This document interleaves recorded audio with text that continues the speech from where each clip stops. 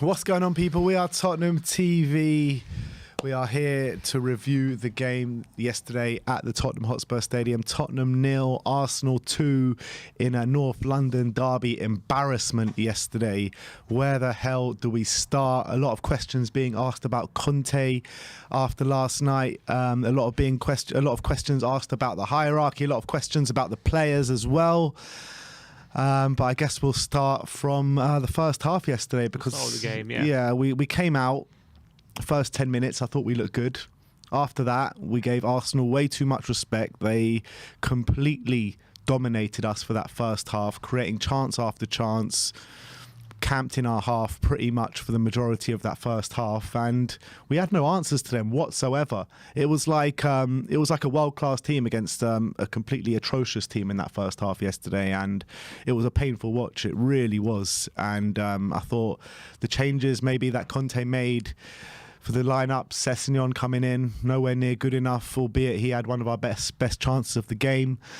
Pape Matar Sarr, I thought he played well for the show. I actually think he was the better of the two when it comes between him and Højbjerg, but all in all, it was just nowhere near good enough yesterday, and that first half was a complete shambles and embarrassment on that pitch yesterday. Yeah, I mean, I think it was a bit of a mix between individuals not being good enough. For example, Sessegnon up against Saka in that one-on-one, he got absolutely done. Martinelli was getting all sorts of joy off Doherty on the right-hand side. And then the midfield three, Xhaka, Partey and Odegaard, especially Odegaard, was causing so much havoc in that little pockets of space behind Sarr and Højbjerg. It's almost as if Sarr and Højbjerg were so busy dealing with Partey and Xhaka, and not just them. You had Zinchenko coming in, cutting inside and creating like a fourth midfielder, and then Odegaard was just having all the joy. He had the freedom. Field day out there. He had the freedom of the Spurs stadium in that first half to just do what he wanted. He was found so easily. They found it very easy to break through our pressing system. The only way points were pressing well was when they occasionally they had it in their defensive third, and we were able to nick it on a couple of occasions. But when Arsenal have it down on the floor, it was way too easy for them to play through our press. And so as much as Sarr and Højbjerg tried their best, I actually think Højbjerg improved quite a lot in the second half, and I think Sarr had a fairly solid game throughout. But they and that's with them having a solid game, in my opinion. They still were tactically overrun. It's like we didn't have a plan for what Odegaard was for the positions he was gonna pick up. That was really frustrating for me, because we know he's going to be in that number 10 position in front of the back three. It's like none of the back three were confident enough to go and approach him, and the centre mids were occupied by Partey and Xhaka, and they had their own things to contend with. So it just left. It's almost as if it just left him to have that free role. He wasn't really on Romero's side, so it wasn't really for Romero to go over to him. It was more for kind of Dyer or Longley to come out and go at him. But the problem is, if they leave their position, you got Nketiah running in behind, and he's got a run. He'll have a free run on probably one of Dyer or Longley, depending on which one of those steps out. And that happened a couple of times, to be honest. Nketiah got there and had a couple of chances. So I think tactically we were completely outdone. And as I say, individually it was a big problem. And but having said all of that, which is absolutely true, they obviously did have a chance through Nketiah, which Lloris made a great save after. To be honest, it was his original mistake, which allowed Nketiah to have a chance, and Romero was pretty much all over the place. If you do think about the chances Arsenal had in that first half, they definitely dominated the game and they were cutting through us. But in terms of chances they had that Nketiah chance from our own mistake, and then all the rest were kind of just from outside the box. And to be fair, they were really good efforts. Odegaard had a 25-yarder tipped wide by Lloris. Partey had a 25-yard volley which smacked the post, and then obviously they scored the second goal with another 25-yarder. So it wasn't like they were creating loads of clear-cut opportunities, but they were creating loads of openings, and it was causing us problems, and especially on the side, Martinelli and Saka.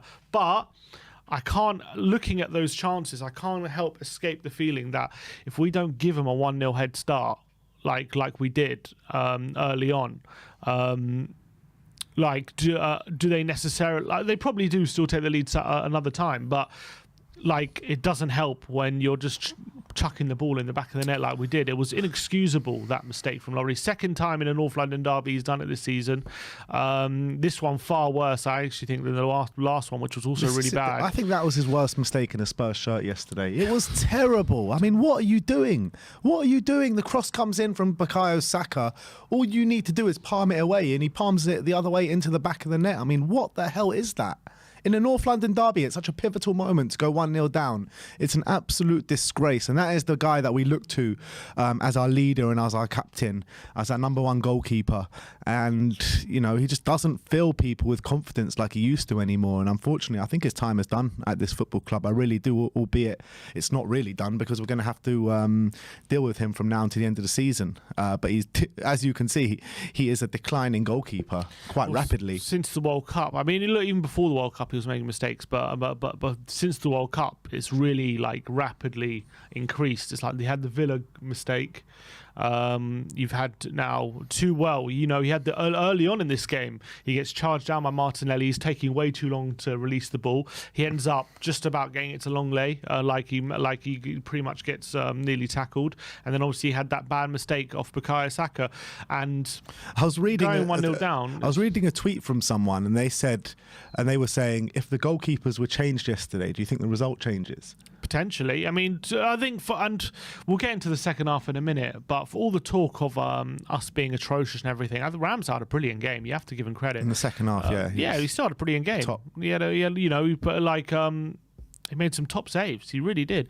But it's the same story over and over again. Why do we have to go 1-0, 2-0 down to start playing football? First half was game over at half time. It's completely game over, and it's like, how many times? Anytime we've come out against a top 6 side this season, this exact same thing has happened. Exact same thing. We've gone 2-0 down, a rally in the second half, make it to save our blushes in terms of performance-wise, but still getting absolutely caned. But as well, it's true. That's absolutely right. We do keep having to go down to really. It's like when we got nothing to lose and we kind of go for it. But you look at for example, the Newcastle game. We're on top. We're doing well. Lloris makes a howler and 1-0 down, and then we can quickly concede second. Against Liverpool, we're actually playing well. Dyer heads it straight to Salah, and we're all of a sudden 1-0. We're all of a sudden in deficit, and we have to rally again. Again in this game, in the Arsenal game. It was a bit different. We definitely weren't on top. Yeah, we weren't on top, but although we started the game okay. At 0-0, you're in the game. 0-0, you're in the game. You know, as I said, like the chances Arsenal got created.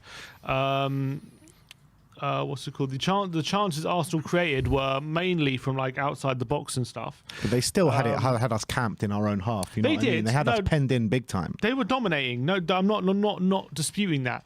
But when you're giving away 3 goals like this, you know, it makes it so much easier for the opposition to gain confidence, and it also makes you lose confidence in the same breath. I think Arsenal deserved to be 2-0 up in that first half. Don't get me wrong, but these aren't individual mistakes like someone lost their man or something. These are like gifting goals from. Like unforced errors. But it's the same. It's ridiculous. It's the same as the Jose Mourinho era. It's exactly the same. Once we made start games all right. Once you make one mistake, that's it. Game over pretty much. And there's no way back in the game. And it's the same thing now against all the top sides this season. You're looking at the Liverpool game, the Man United game, the Arsenal game, twice against Arsenal. Who else? I don't know. Newcastle. You know, all these teams that we've played this season, it is carbon copy time after time. You know, we just shoot ourselves in the foot every single time with these stupid errors.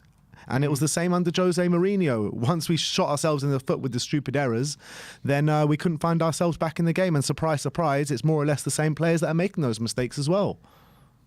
And it's hard to comprehend with, to be honest. But look, I think the individuals' mistakes are costing us massively. I think tactically was a big problem as well yesterday, but I do think it's less of a problem than the individual mistakes are causing us. Second half, we're going to second half, obviously we're 2-0 down.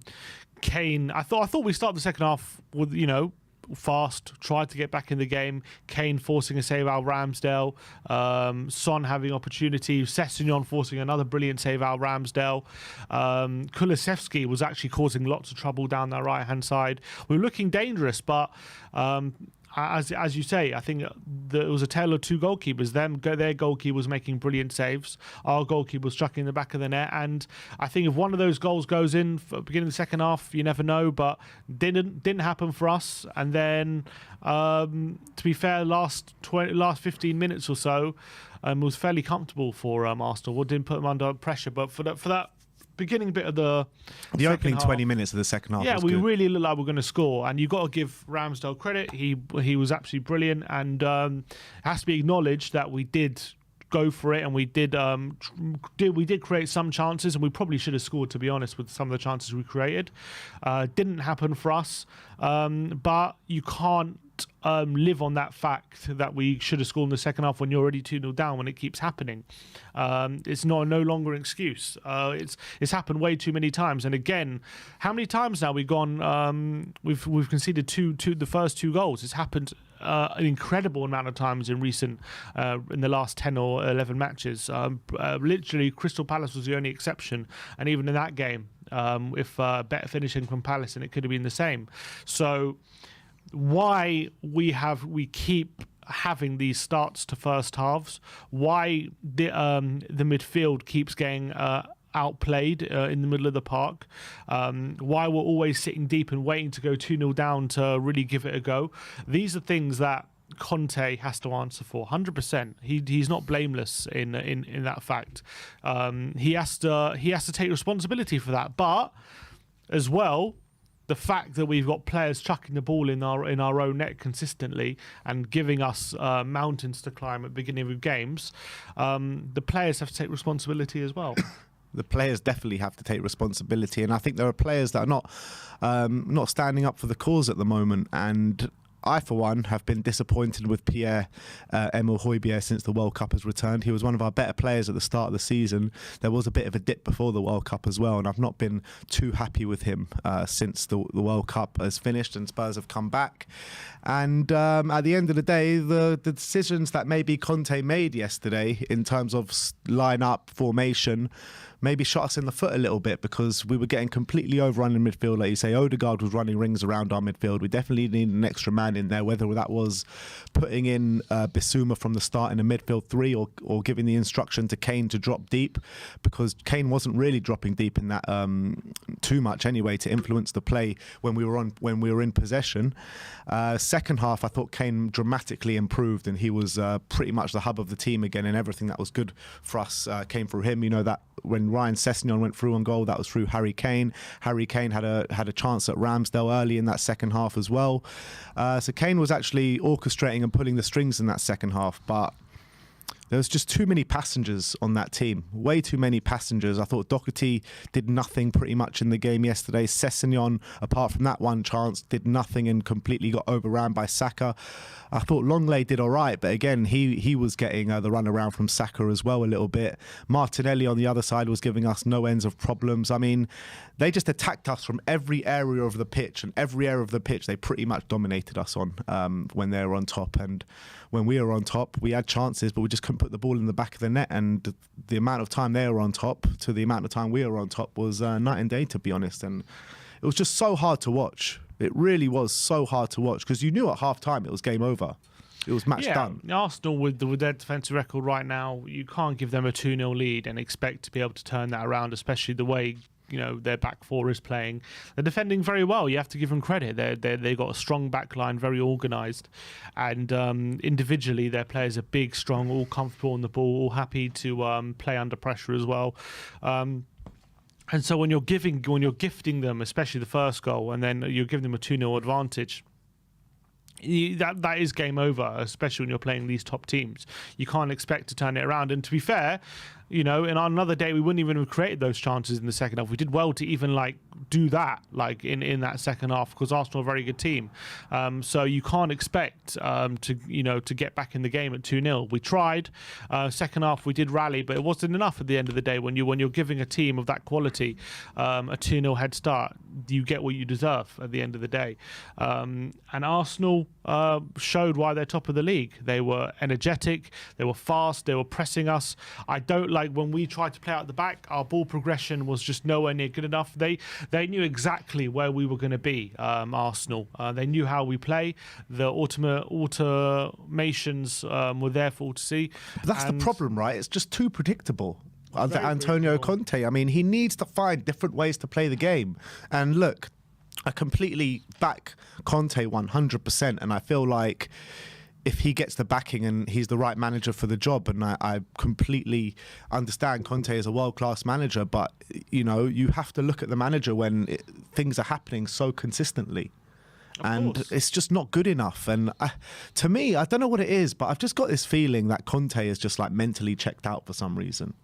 I just feel like he thinks he's not going to get the backing from Levy. He knows he's going to go at the end of the season. So what's in it for him anymore?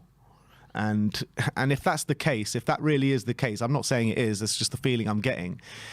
If that is the case, then we may as well just cut our losses now and just move on and get another manager in. I don't know if he's mentally checked out, but clearly the team are suffering right now. There's no way, there's no two ways about it.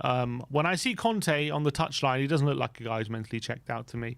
I think he's still fighting, but at the moment he's struggling with what we have, and I think it's a mix of both. I think the tactics are predictable, yes, but it's a bit like for example, Iron Robin, right? Iron Robin, you know what he's going to do, right? He's going to cut inside and he's going to shoot. It's about whether you can stop it. And it's like Spurs, you know what they're gonna do, but it's whether you can stop it or not. And right now, people can stop it because the players aren't good enough at our disposal to play out his instructions to how we want it.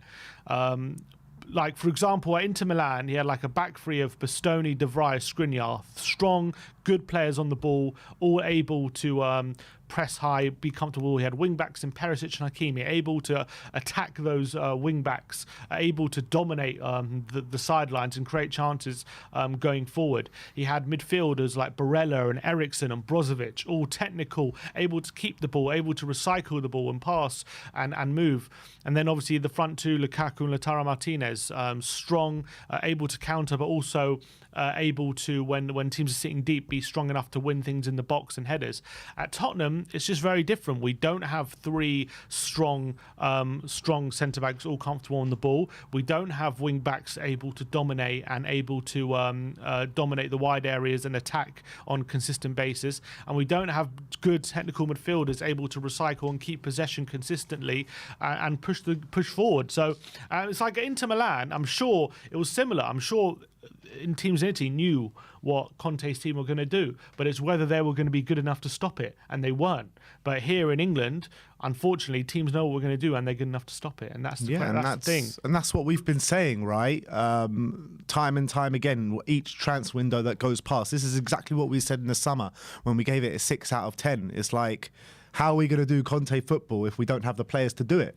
We just don't have the players to do it. So what we need to do is figure out another way to play. And Conte, being the world-class manager he is, needs to figure that out. We can't just keep going in the same tactics, same formation, same everything. Otherwise, we're going to be getting the same results every week. Correct, but there's two ways of looking at it. Does he change up? Does he, look, when you have great managers, for example, Guardiola, Jurgen Klopp, even Pochettino, they're just as stubborn as Conte, these guys. And even Arteta, you can say.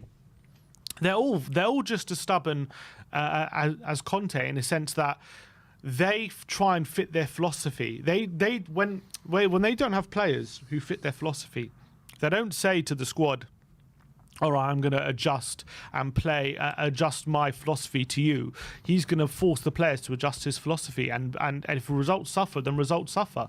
In Guardiola's first season, Man City finished fourth. They didn't have the wing backs how he wanted to play. They didn't have the midfielders to how he wanted to play. But he kept to his philosophy, and they did take a few batterings. They lost like 4-0 to Everton. They had many results that didn't go their way. But he didn't say, "I'm switching up my philosophy for you." He said, "I'm going to keep playing my way." And then when the transfer window comes, I'm going to buy Walker, I'm going to buy Benjamin Mendy, I'm going to buy the defenders, I'm going to buy the players that fit that philosophy. Jurgen Klopp, when he first walked into Liverpool, they finished 8th the first season, and even the second season they took some batterings as well. It wasn't plain sailing for him. He didn't have the players to fit his philosophy at the start, but he didn't say to the squad, "I'm going to change my philosophy for you." He said, "I'm going to force you to play to my philosophy, and if it doesn't work, I'm going to buy players that do that can work."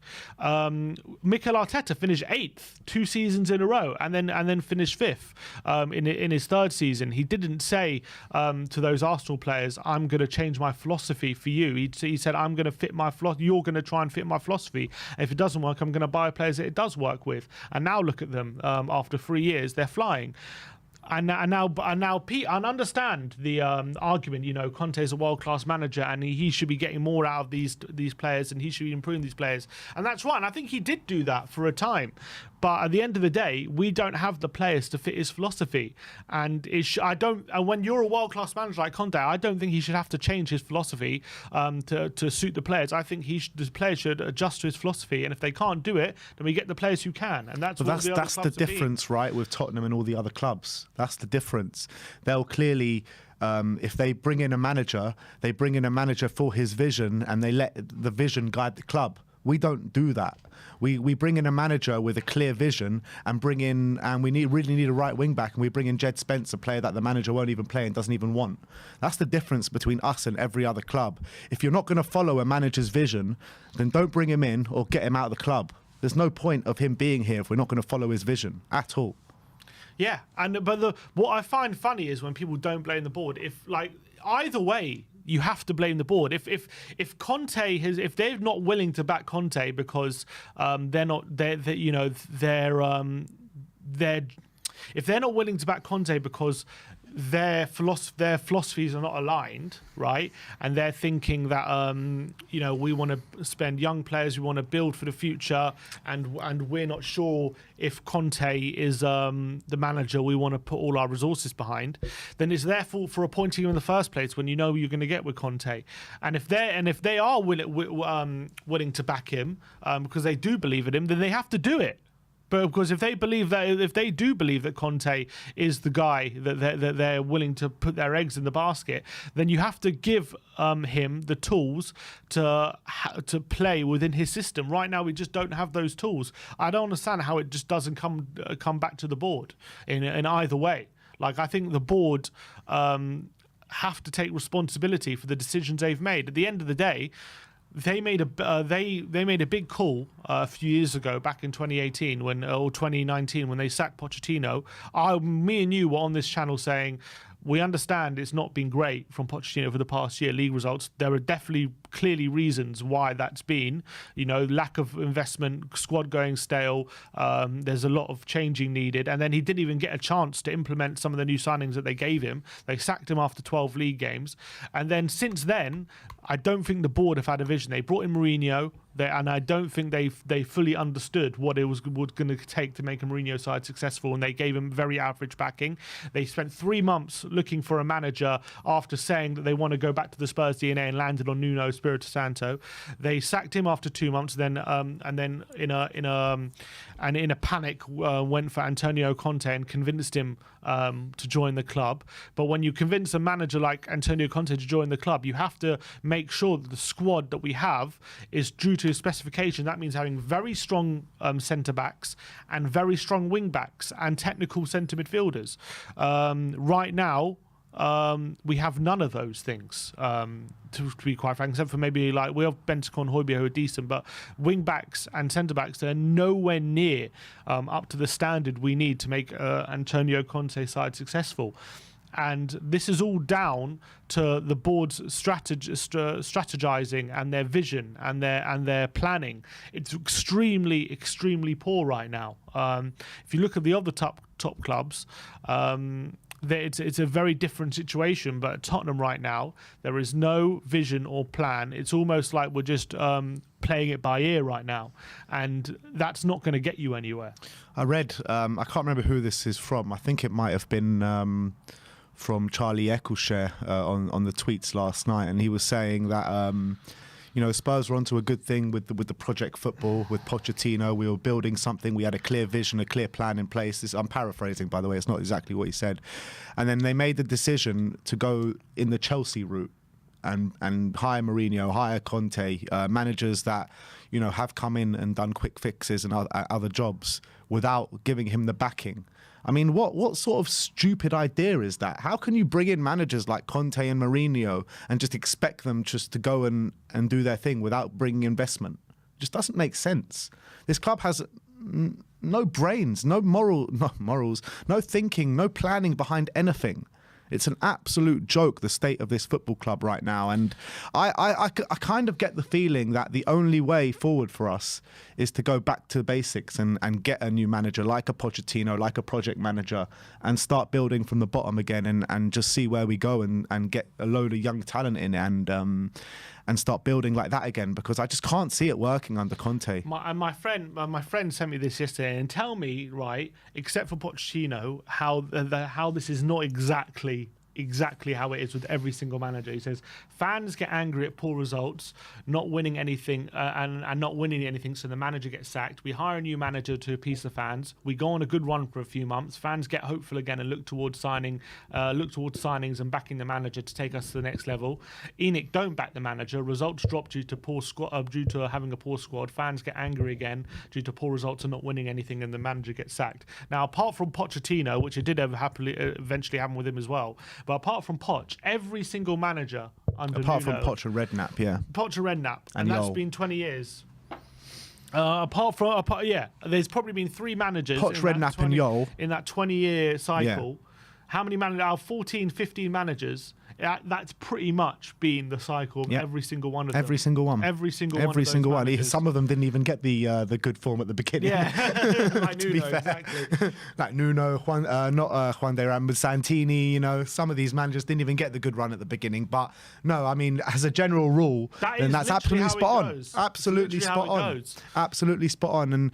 And this club has never really had a vision. Really never had a vision, because when you really think about it, Pochettino was a bit of luck, right? Because we were going for Louis van Gaal first then, and Louis van Gaal's a very different manager to Mauricio Pochettino. We kind of fell on Pochettino as our second or third choice. So anything good this club has done under ENIC has pretty much been luck. Yeah, look, it is looking more and more like luck right now due to the fact that we clearly don't know what we're doing right now. We don't know what we want to be. We knew we wanted to be under Pochettino, but right now it's pretty much. We didn't know what we wanted to be under Pochettino. We fell into what we wanted to be under Pochettino. Yeah, but I don't think you can say because there wasn't a clear plan from the beginning. Like before Pochettino, I don't think the board was sitting there being, let's get a project manager, buy loads of young players, and gel them all together. Poch is the perfect man for that, because they were going for Louis van Gaal. Yeah, but I don't think you can say that the consistent improvement in league finishes for the, say, 15 years since ENIC, I think pretty much up until 2018, we had a consistent upturn in league finishes under ENIC and the board, right? We went from consistent relegation or mid-table challenges. I'm saying before ENIC, we were in mid-table relegation. Before ENIC? Yeah. We were consistent relegation and mid-table team, and there was a consistent uptick in league finishes when ENIC took over. We got European football. We've now been a consistent European team for over a decade, 15 years. We're getting a lot of Champions League football as well. But I think it all culminated at that Champions League final. And then once we lost that Champions League final, ever since then, I think they've completely been out of their depth. They don't know how to move forward from that stage. Football as well. The landscape of football has changed massively as well since Levy and ENIC have taken over. And right now, from footballing point of view, these guys are not football people. They only know how to grow the business side. They don't know how to grow the footballing side of this team and take Tottenham to the next level. They think just bring in a manager like Conte and Mourinho and expecting them to make what's it called, turn water into wine. Turn water into wine. They can't do it. They need serious investment. They need Chelsea level of investment if they're going to come into this club and be successful. And you're coming in, you hire Mourinho and you give him like Matt Doherty at right back, you give him Moussa Sissoko as a central midfielder, you give him Carlos Vinicius, you give him all these like budget options, right? What do you expect him to do? And then he's obviously finishing 6th in the league, and you sack him because it's not good enough. You have Antonio Conte, and you give him the set of defenders that we have, and now he's at 5th in the league, and he's under pressure because people think we should be doing better. Well, the fact of the matter is, right, that what do they want? They don't. I don't think they care. I don't think they care about delivering a Premier League title, delivering silverware through the door. I think all they care about is to make that top 4. And if they make that top 4, they're completely fine and happy with that. That brings in the money that we're not going to spend, or we do spend sometimes, and we spend it in the wrong areas. But all they care about is getting into that top 4, and what they're doing in getting these managers in and for these quick fixes can get us top 4. We saw it can get us top 4 last season. So from their opinion and their perspective, maybe things are going fine then, because all they want to do is challenge for top 4. They don't want to push us further than that. So maybe we just need to accept that's what we are, and that's who we are as a football club, because under this hierarchy and this ownership with Levy and ENIC, we're never going to go further than just being top 4 challengers. Never. Unless they change their ways dramatically. Correct. And I think we've seen evidence for that time and time again now. And I don't know where else we go from there. I think it's clear for all to see. Either they don't know how to make it to the next level, or they got no interest of making that step to the next level. All they're interested in is getting top 4 for as little investment. Well, I think they have invested, but all they're interested in is just getting that top 4. They're not interested in spending that extra bit of money and try and actually go for a title and actually have a serious crack at it. And you saw it last season, right? What were we saying at the end of last season? We were saying, if we get top 4 over Arsenal, that is a major statement, and we'll be the ones able to go and kick on, get the signings we need, and really propel ourselves up there and go and face the Man Cities and the Liverpools of this world. What have happened? They've brought in 2 Premier League winners in Gabriel Jesus and Zinchenko. Yes, we brought in signings and spent a fair whack in the summer, but it's a scattergun approach once again. We brought in a right back, which we desperately needed. It was one of the key areas to bring in the summer. We bring in Jed Spence, a player that the manager doesn't want to use. We bring in a stopgap at centre-back with Clement Longley. Fine, we've been unlucky with some of the players they've brought in, like Basuma and Richarlison, who haven't really kicked on as of yet. But everyone gave it a 6 out of 10, right? And then you get to January where we need major investment, and they're the ones making a 95 million bid for Mudryk. And what are we doing? We can't even spend the release clause on Porro for 35 million. It's an absolute joke. Where's all the money gone? Agreed. Where's it gone? We've got this stadium that shits out money with all these events that they're going. Anthony Joshua, Lady Gaga, Guns N' Roses. You've got the match day revenue as well, which is near at the top of the Premier League, if not the top. You've got the Champions League money. You've got the 150 million ENIC that's spent in. Where's all this money gone, and why are they not bringing out the financial results until February? Tell me that. We have money. There's no doubt about it. Spurs have money to spend. We're in a very good financial position. We don't need, look, as much as I would love the Qatari money and whatever, we don't need that money to spend. We don't need that money to spend 35 million on Porro. That's not required. We have the money to spend. We're just refusing to spend it. And if we're not gonna buy back this manager with proper defenders that we desperately need. Like, look at Chelsea. They had Koulibaly, Thiago Silva, Azpilicueta. They got like good centre backs, but they just went and spent 35 million on Badchile, a centre back that they know can improve their defence. You look at all the defenders right now in the top 6. They've got big, strong defenders who are good at playing out the back. Right now, we've still got Eric Dyer. We got a loan deal for Clement Longley. We've got Davinson Sanchez. We've got just a series of average defenders who are not good enough to take us to the next level. And been here for way too long as well. Yeah, and Conte did really well to get top 4 with that set of defenders and get a really good tune out of them, playing 1 game a week for 6 months, and it was brilliant. And a really good defensive record at that as well. And it was brilliant, yeah. But once the games piled on, once they started to revert to type with their performances, once we started to rely on them playing in, week out, in a very competitive Premier League, they've shown to be exactly what they are, which is not good enough to take us to the next level. So what do you expect? Do you think if any other manager isn't going to need like greats and more upgrades in centre back? Do you think any manager, who doesn't matter who we bring in, do you think any manager is going to be able to turn Dyer and Sanchez and Davis and Doherty and Emerson into players to take us to the next level? Or do you think it's just Conte who can't get the most out of them?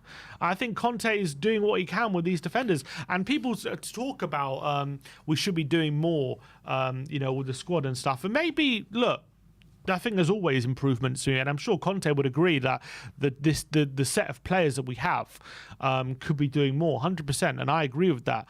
But at the end of the day, we're 3rd for goals scored, and we're mid-table for goals conceded, and there's a reason for that.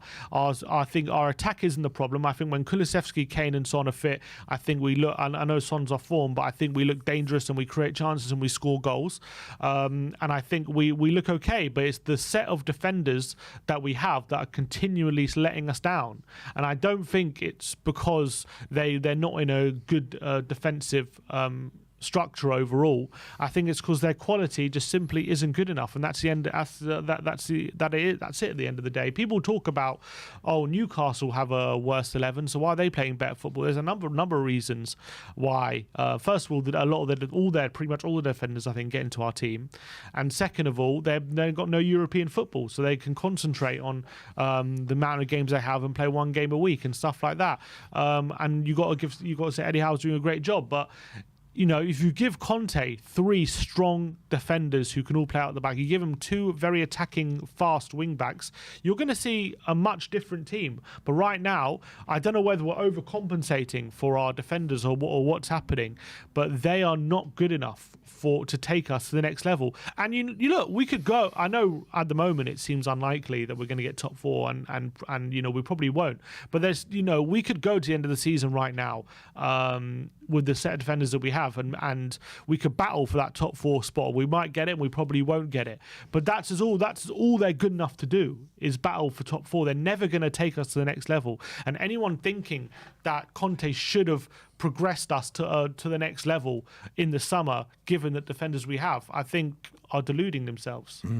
Yeah, and it winds me up because I was getting in an argument with some guy at the stadium yesterday.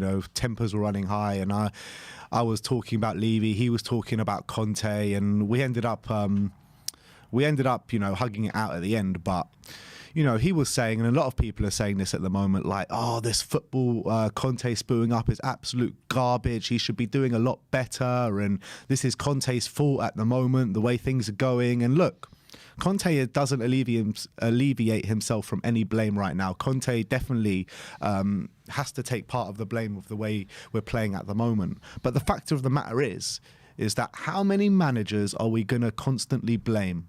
It goes from Mourinho, Conte, Pochettino, Harry Redknapp. The list of the managers is endless. How many managers under ENIC? What, 50? 15, something like that. Something like that. We're going to blame every single manager that walks through this door. When is the man at the top going to take ultimate culpability for the situation? When is that going to happen? I'm sick and tired of blaming a manager every few years, every year. It happens every time, this exact situation. We're going to force Conte out. He's going to leave. We're going to bring in another manager. He's not going to get backed. And then in a year's time, year and a half time, we're going to be like, oh, this manager needs to be doing better with this squad. Come on, man, get him out. And it's just like every time rinse and repeat. And that's also, and that's fair. And also when it comes to people who complain about the football and stuff, it's like, I remember the last year in the league of under Pochettino and how bad football was for the final year until he got sacked. We didn't win an away game for a year. We didn't win an away game for a year. The football was terrible. We were getting outrun by a lot of teams, and we were getting dominated. And the football was dire. It was horrific. But you're going to tell me that's because Pochettino doesn't know how to play good football? Is that why the football was bad? He just suddenly turned into a bad manager overnight. He suddenly can't coach good football now. He doesn't know how to play good football. The football under him was terrible. Is it because he can't coach good football? No. It's because all the different reasons of the squad and lack of investment, all these kind of things. So when it comes to Conte, we saw last season that when the team functions well, the football can be really good and exciting and fast and intense, and the pressing can be good, and we can play good football. Right now, the football's bad. Don't get me wrong, but does that mean Conte doesn't know how to coach good football? And I like people say we can't go on like this. The football is just so bad. I need to go back to enjoying Tottenham. You think just because we change manager, you're going to start enjoying Tottenham again? It's going to be the same thing until we get the player upgrades in this squad. Right now, it's going to be exactly the same thing. If you think we bring in Pochettino tomorrow, you think the football's going to just automatically turn into this exciting, great football without investment, just with the same players? Yeah, look, it might for a couple of months, but it's always going to revert back to type, isn't it? Always going to revert back to type. And this is the fact of the matter. You're absolutely spot on. We know nobody enjoyed the football in the last year under Pochettino. Nobody enjoyed the football under Jose after he went on that good run, and nobody is enjoying it now under Conte. I wonder why. It's because we don't have the players to play any of those systems. Not even just one of those systems, any of those systems. These players are not good enough. They're stealing a living being at this football club for way too long. And I'm sick and tired of watching them week in, week out, to be honest. And I'm sick and tired of this hierarchy, just rinsing and repeating the same old mistakes over and over again.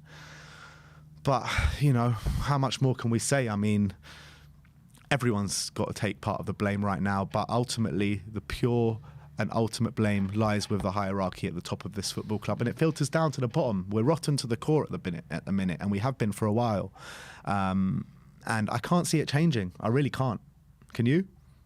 I don't know how it does, unless the Conte and the club are completely aligned in what they both want. I don't know how it changes. The problem right now is the form that we're on is making the club second guess Conte, and I'm guessing, I don't know for sure, but I'm assuming the form they're on is making the club second guess what we're doing under Conte and whether they should back him. And the fact that Conte won't commit as well, all this uncertainty is causing big problems within the club. So I don't know, because if we do sack Conte, there's going to be a massive furore from the fans, in my opinion, still, and there's going to be a big backlash. But if we keep with Conte and the projects and the vision are not aligned, then it's going to get more and more toxic. So I'm not sure, unless the Conte and the club sit down and say, look, we're going to give you what you need to make this team function as best as possible, then I don't see it ending anywhere other than Conte leaving. And then I don't know where we go from there. But obviously back to Pochettino and then back to square one, and then it's going to take more years. But I don't know. Right now, it's hard to see how this ends well. Ultimately, it doesn't really matter who comes in after Conte, because it's just going to be the same situation over and over again. So what does it matter who actually comes in? ENIC and Conte and ENIC and Levy may as well just get a yes man who's going to follow what they want and basically, and then be the fall guy for them when it all goes wrong. Because it really doesn't matter who comes in, because it's a poison chalice at the moment. It really is. And until the hierarchy change their ways and change their decision making and actually set this club up for success on the pitch instead of just off the pitch, then it's just going to be rinse and repeat, like I keep saying. And that's just the facts of the matter. And just before we move on to the Twitter reacts, I want to talk about Sonny, because another really poor display yesterday, in my opinion. I think I read somewhere where he lost the ball 14 times on the pitch yesterday. It's it's becoming way too often now. He's had, what, 1 or 2 good games since the start of the season. When are we going to start talking about him seriously coming out of the team? I think Richarlison's fit now. Brian Hill has had a couple of good games. I think it's time, man. I think that when it comes to Sonny, I think last season we were playing when he was playing at his best and he was running in behind and getting shots on goal. It wasn't about him getting the ball to feet and taking people on and creating things. It was about him being the finisher. He's pretty much a striker last season, running in behind, getting beyond the last defender and being that player that stretched the opposition defence. I feel like this season, way too often, he's coming deep, going into crowded areas, getting the ball to feet, trying to take people on, trying to hold players off when they're pressing him. And for me, that's not when we saw Son at his best. And I don't know whether that's a tactical issue or a personal issue, but whatever it is not working. And how do we get Son back to that place where he was last season, where he was on the shoulder of the last defender? He was the one stretching the opposition defences and making them think going the other way. Because right now, we have no one running in behind and making the opposition defences think. Because Kane likes the ball to feet, Kulusevski likes the ball to feet, and Son should be the one that is the one kind of going making the runs beyond, getting in behind. Right now, that's not happening. And it's hard to put your finger on why. And if it isn't happening, and if he's going to continue to play this role, then he's not good enough. Quite frankly, he's not strong enough on the ball. I don't think he's good enough in close areas. So we do have to think about taking him out of the team if it's going to persist like this. And Richarlison might be a better fit, but I think Conte has to take a lot of blame for that because I don't see what the tactic is right now to get Sonny involved. I feel like Sonny is playing a role not suited to him. And to be honest, I said this last season when he was playing in that role, when he was adjusting to it.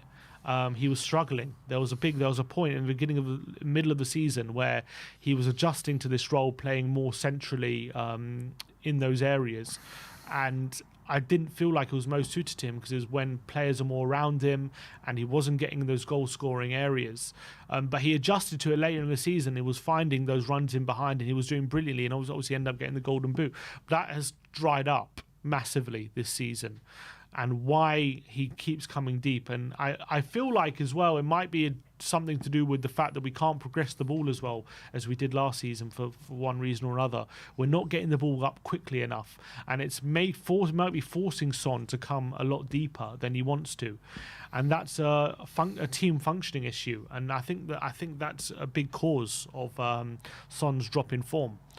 Having said that, if he's not able to play within the system right now, then I think Richarlison needs a run. Yeah, I completely agree. Do you think that if Richarlison had the same amount of minutes as Sonny has had this season, we would be seeing a much better Richarlison and more attacking returns from Richarlison? I'd like to think he'd get more than 4 goals. Yeah, you would think so, wouldn't you? I'd like to think so. We don't know, but Richarlison, to be fair as well, hasn't really been very clinical, but he's been playing in his least favoured position. Yeah, and also has only had really a bit part role, and he's had obviously injuries that have stifled him massively. Yeah, he did have a run near the beginning of the season where he took Kulusevski out of the team and he was playing quite consistently, but then he got injured. But I don't know. It's hard to say. Because I also feel like Richarlison. I think Richarlison would be more suited to that role, but I also think in crowded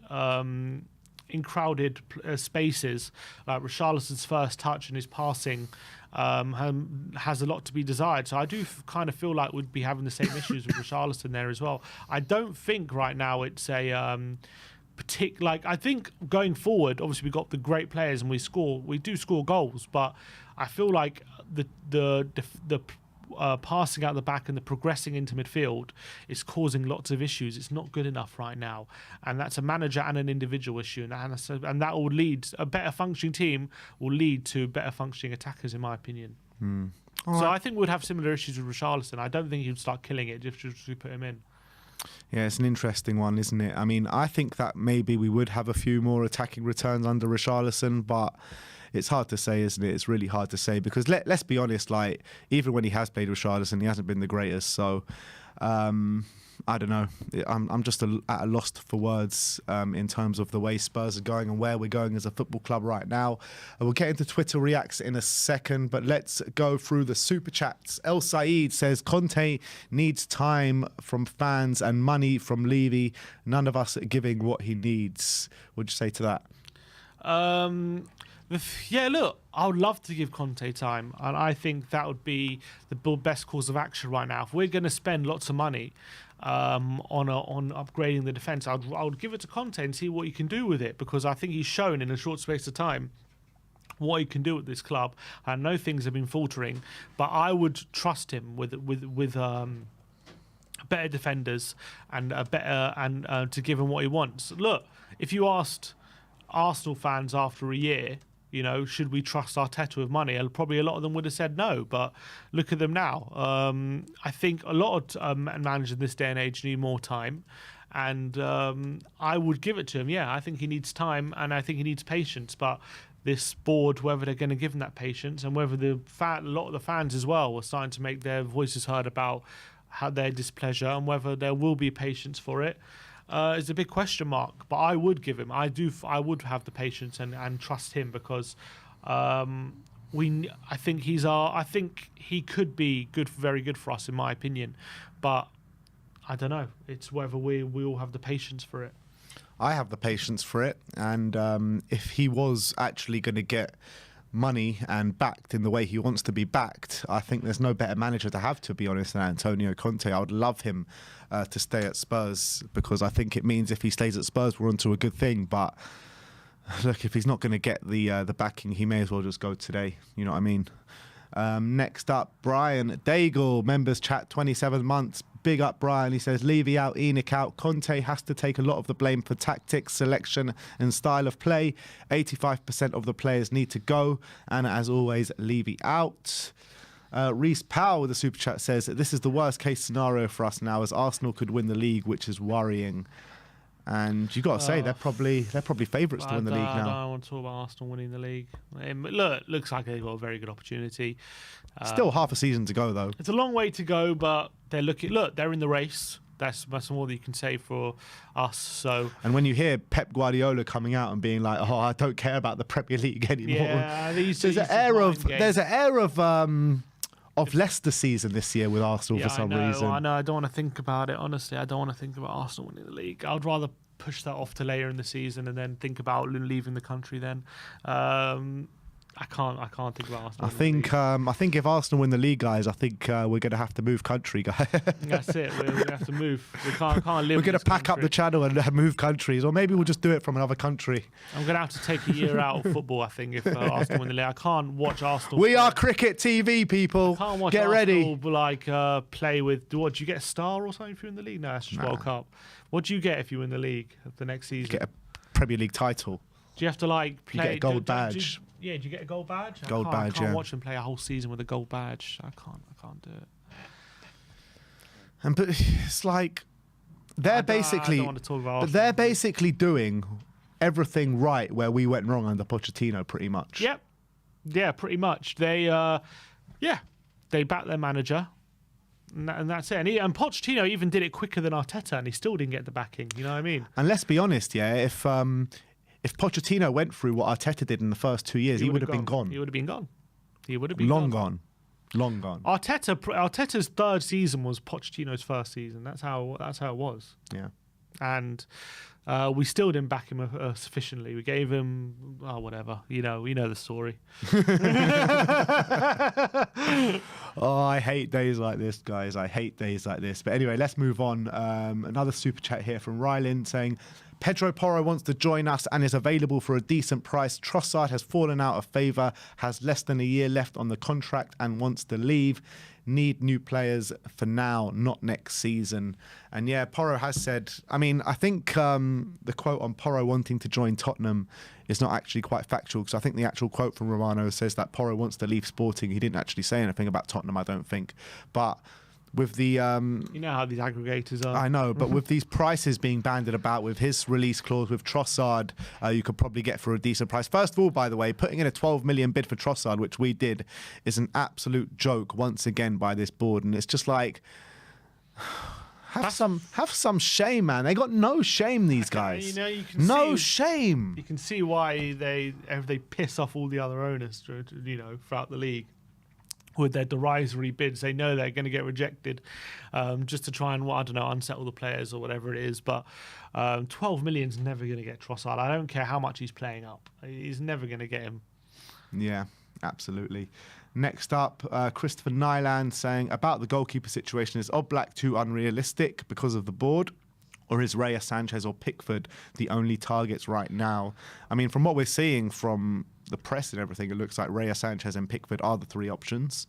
But obviously, I would love Oblak to come through the door, but can't really see it, to be honest. Yeah, I think Oblak, if given a new challenge, I know he's not been the best recently, but I think Oblak is still of a really high standard. He's still quite young. If we're saying he's not an option, I'd rather Raya or Sanchez. Actually, probably Raya, to be honest, than Pickford, in my opinion. As much as I think Pickford's decent, I don't think his shot stopping is particularly great. I think his kicking's good. I don't think command of his area is amazing either. Who's that, Pickford? Yeah, and I think Sanchez and Raya are better in all those things. So I'd be happy with either Sanchez or Raya, to be honest. I prefer Raya. I think I prefer Raya, yeah. But Sanchez is decent. I think Raya's better at commanding his box than Sanchez. Both pretty young keepers, aren't they? Or I know Raya's young. I'm not sure about Sanchez. They're both they're like mid-20s. Yeah, Raya's like 22, isn't he? Yeah, Raya's fairly young.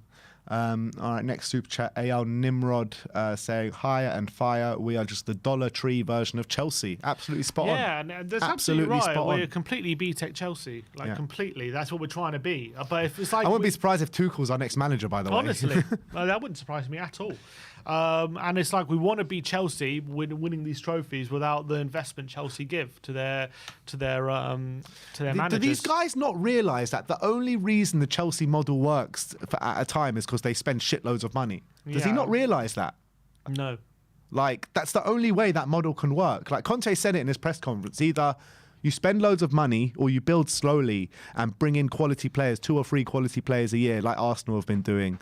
Like, we're not doing either of those. No, I don't know what we're doing. We're doing nothing. Danny Kiriakou, big up Danny's member for 22 months, says, big up boys. I think there is no point in having any manager that wants to achieve success in football. Levy wants a yes man. Hashtag Ryan Mason in. Why not? Oh. Wouldn't shock me. Nothing surprised me anymore. Oh, God, kill me now. Azad Hamid with the super chat members chat for 7 months.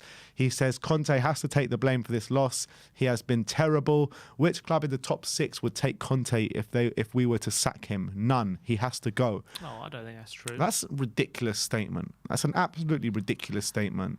I mean, Conte is in the top 5 managers of the world in current world football right now. And yeah, fine, maybe managers in the top 6 won't take Conte because they've all got managers that they've believed in and they're backing to a project right now. You look at Eric Ten Hag being backed and he's going really well at Manchester United now. You look at Eddie Howe, just come in at Newcastle being backed and doing really well as a project. Arteta, the same. Pep Guardiola, nothing more needs to be said. Do you know what I mean? The other two is Chelsea and Liverpool, who are not really doing well right now. And Antonio Conte is a world-class manager. Yes, the football ain't great at the moment. And yes, he's not the perfect guy. He's only a human being and he's making mistakes and he's not removed himself away from the blame right now. But the fact of the matter is that every single manager goes down this route at Tottenham Hotspur. We blame Pochettino. We've said it all before, but we blame Pochettino. We blame Jose Mourinho. We blamed, now we're going to blame Antonio Conte. It's just like, where does this end? Where does this end? And then in 6 months to a year's time, we're going to get messages from the same people. Well, this manager's not good enough, blah, blah, blah. No, all these managers are good enough. We're not good enough for giving them what they need. It's a rinse and repeat cycle, and I'm sick of it. Anything you want to add on that? No. Jack Oozle with the super chat saying, Arsenal backed their manager and invested all in every area of the pitch. We didn't, and it showed yesterday. Board needs to spend or sell up, end of. Yep. I would agree with that. Completely agree. Yeah. And Scorpion Fan for Life with the members chat saying Conte and this board are no match. We are not winners. We are top 4 hopefuls every season. Conte patience running thin and soon gone. He won't get money. Completely agree once again. We're the only club where the managers are too good for us. I know. Honestly, it's pathetic. It's pathetic, really. Yeah, absolutely pathetic. But look, let's get into Twitter Reacts. So let's see how Twitter has been reacting to the damaging 2-0 defeat in the North London derby yesterday. All right, so let's go into some of the tweets following yesterday's North London derby defeat. We got Abby Summers, who tweeted yesterday. She said, in 5.5 years under Poch, we built a proper team with minimal resources. Yes, it went stale for a number of reasons, not all of which his fault. 3 years later, everything is undone. If you don't think the board is to blame, then what the F have you been watching? Yeah, absolutely spot on. Completely 100% spot on. I don't know how anyone can disagree with that. But again, like I saw her speaking on Don Robbie's show, and she was like, get Conte out, bring Pochettino in. I want to start enjoying football again. You're not going to start enjoying football again until we bring in the players to suit either's philosophy. Did you really enjoy the football in the last year under Pochettino? No, you didn't. Because the board don't give the managers what they need consistently. They might do it from time to time when they're really backed into a corner, but you do need to do it consistently, year on, year on, year on, year on. And look, there's no point talking about a new manager coming in and enjoying your football if this board is still going to be acting the same way. Yeah, we're not going to. Yeah, I completely agree. Martin Cloak says this thread 100%. This is a thread from Ben Norland. Says Levy's crime is not penny pinching. He spent a lot on players and managers. His real crime is spending money badly in an incoherent way, trying to shortcut the projects he professes to want. Look at the cost of Brighton starting 11 or Brentford starting 11. Imagine the owners of those clubs, but with the resources that Spurs have, they would be serious contenders because they have a clear philosophy of unearthing talent, players that fit their system. Not every player works out, but the vision is there. For Spurs to get back on track, we need a reset. Levy needs to decide what he wants the club to be and hire a manager who fits that mould. Enough with Conte Mourinho tail wagging the dog. Managers come and go, but the club's philosophy must be constant. Exactly. And nobody can tell you. If you asked 1,000 people at that stadium yesterday, like 1,000 random people, nobody could tell you what Spurs' philosophy is. Nobody could tell you what this club's plan is. Nobody could tell you anything. We need answers. Like, we need answers. Daniel Levy goes into hiding. You know, the supporters trust ask them these 4 questions and be like, no, we're not answering you until the end of the transfer window.